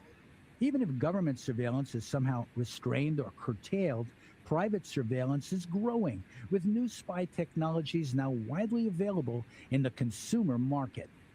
This is your family. Here's an ad from one company that sells surveillance in the name of personal security. And when you're not in the office, do you know what employees are doing? Does it feel like you're losing control? Introducing mSpy. mSpy is a highly advanced smartphone monitoring software that has been designed to help you mitigate risks at home or at work. Protect your kids and your loved ones from online and offline dangers. Track their location or restrict access to applications and websites. Check their SMS and phone calls. mSpy lets you prevent risks of data leaks, monitor your employees, and keep track of their productivity in and out of the office. Surveillance is widespread in the corporate sector, with companies spying on customers, employees, and rivals. Sam Antar worked for an electronics chain known as Crazy Eddie, which was shut down by the federal government for corrupt practices. They were using surveillance gadgets as if they were their own NSA. My name is Sam Antar. I'm the former chief financial officer of a criminal enterprise known as Crazy Eddie's. I'm a former CPA and I am a convicted felon. Today I advise law enforcement, colleges, universities about white-collar crime. Sam, the issue of surveillance has become a big issue, but it's not a new issue, really. What have been your experiences with the surveillance state that we live in? Back in my criminal days, let's put it this way, in every organization, whether it's a legitimate organization or a criminal organization, there are rivals vying for power. There are factions in every organization. In our criminal enterprise, which was Crazy Eddie's, my cousin Eddie used an Israeli security company to keep tabs on his rivals within the co-conspiracy. So everyone, in other words, there was no honor among thieves. Everyone was spying on everyone else. Yes. And this private surveillance, in a way, has been going on for a long time and is very pervasive. It's a big business. Yes. It's a bigger story than the NSA story. Is really corporate surveillance of critics or corporate surveillance of rivals within their own corporations. In other words, executives surveilling rival executives. Perhaps that's why in our age of innovation, some engineers and tech geeks are designing a new NSA surveillance-free internet. Physicists are using quantum physics to design one. Political leaders who've been spied on by the NSA, like leaders of Brazil and Germany, are encouraging this effort. Brazil believes that the governing of the internet should be multi-sector, democratic and transparent. We consider the multilateral model to be the best way to govern it. A melhor forma de exercício da governança da internet. My belief is when you're in a difficult situation, avoid the problem, because sometimes you can't win every battle. And my belief is let's try and put our resources as corporations in the emerging sectors of the economies of the world, where we're helping people with their needs and we're avoiding being part of a spy network that, no matter how well-intentioned by some individual people, will end up in very mischievous uses. And we see this all over repeatedly in history. So when you can't win, run to a new corner and try and build something new. The new quantum computers may not be a panacea for privacy, says tech specialist and former military network administrator Brad Summerall. No, they got quantum computers coming out. And quantum computers are going to change everything, because then processing data is instantaneous, in any amount. So this new technology that's coming down the pike is going to make surveillance and all the things we're talking about now even worse, possibly. Yep. A lot worse. A whole lot worse. Do you feel that sometimes the system, just goes off on its own? It's almost rogue. You can't control it. That's kind of what's going on now, especially with that Patriot Act still in effect. A lot of people have to understand that's what's doing the damage, is that Patriot Act. It is new. I mean, look, money is the driver here. They've got money to do everything they want. If they want to snoop on their own people, they got money to do that. Congress is happy to appropriate money to places like NSA. But the stifling effect, now, I ask you, What college graduate or PhD is going to want to come down to Washington and to subject him or herself to this kind of Stasi type environment?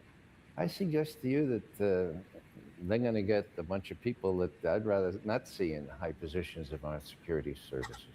Philosophically, do we become the people that we warned others about, like the Stasi of East Germany or the KGB, or, you know, have we turned into a surveillance state?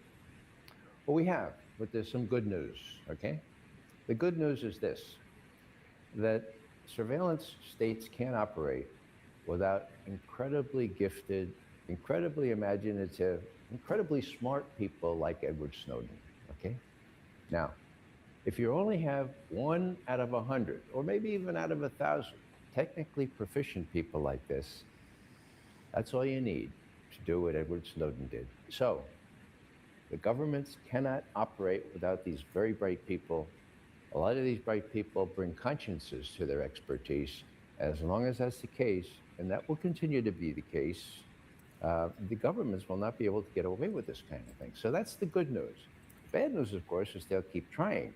And as I said before, with the executive, the legislative, and judicial branches of our government all kind of complicit in this, well, and then you have the media and the corporations and all that, it looks very much like the classic definition that Mussolini gave to fascism.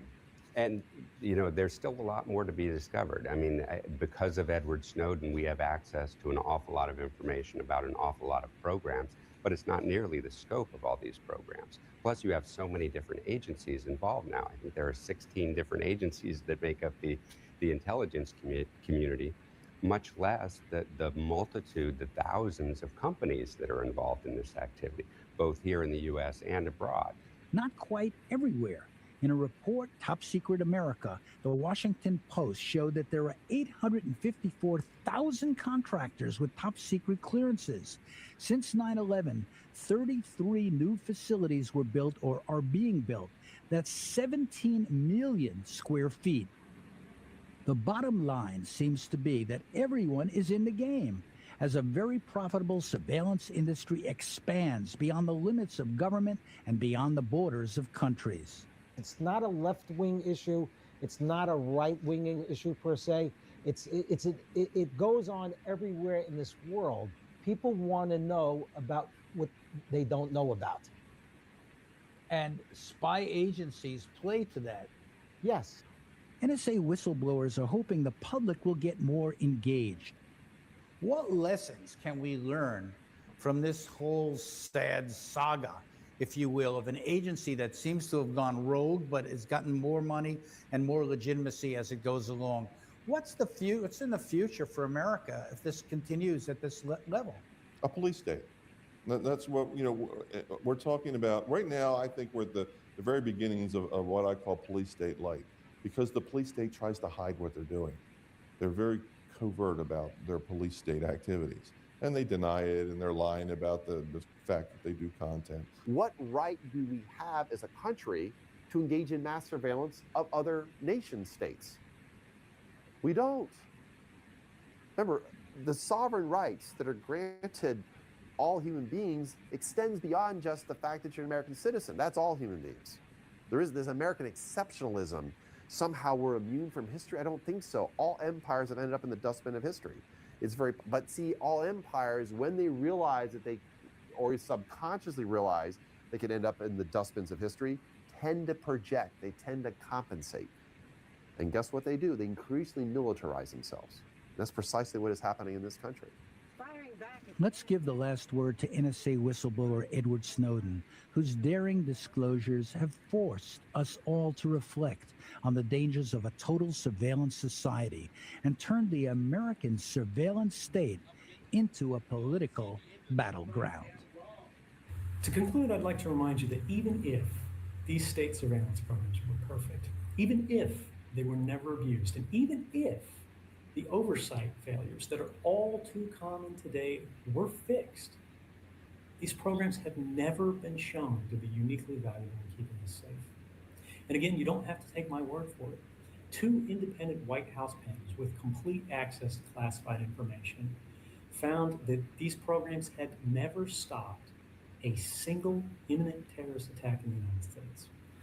So I would say, I would argue, I would submit to you that when all three branches of government agree that these programs must end, it seems clear to me that they're not a legitimate defense of our freedoms, but they are in fact a clear and present danger to both them and our way of life as Americans.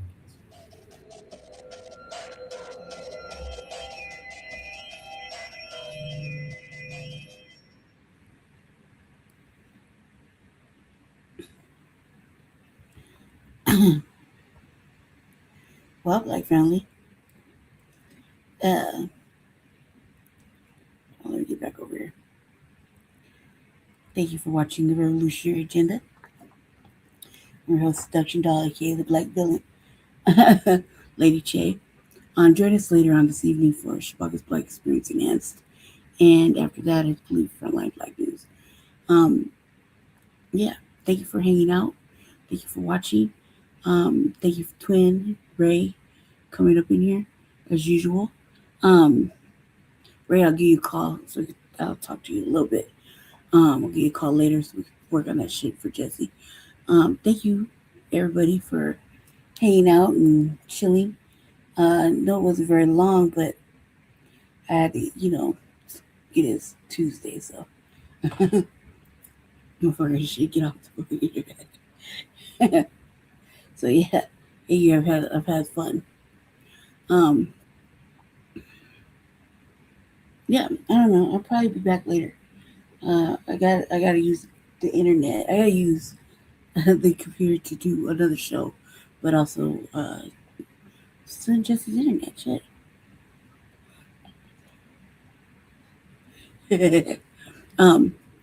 Everybody, that's seriously. Thank you for hanging out and watching The Revolutionary Agenda. Hope we learned much. And we cut up on that Asian shit. It was kind of funny. And also, too, we learned a couple different things. It is becoming a surveillance state, for real. There's way too much surveillance going on. I'm going to retwist my hair because it's kind of messy at the top. And we'll redo that. And while I'm here, just chill around, hang out, and read and work on some stuff for Jesse's campaign, as well as whatever else I can find of interest to entertain myself with. So thank you for watching. Thank you for watching Frontline Black News too, as well. Join us again, like I said, later on this evening for Shabakas Black Experience Enhanced. I believe we have a topic already chosen. I forgot what it was, but it was something heavy. I know that. I'll let just know that you guys said hi. Everybody stay black, stay dangerous, stay out the way, and have a pretty good Tuesday. See you guys later. Thanks for hanging out. And hopefully I get my little ads up so I can show you guys later on this evening. I feel pretty proud of them just making them. So now I got to get them to move, and we got to throw a tune on it behind it. I don't know. Anyway, I'll just say thanks. Have a good day, or have a good afternoon. It's fucking like 92 degrees in Colorado right now. Denver right now. It's pretty fucking hot. I feel it all through here. Anyway, stay black, stay dangerous, and have an excellent, excellent motherfucking day. See you guys later on this evening. Yeah. Thanks for hanging out and watching the RVA. Peace.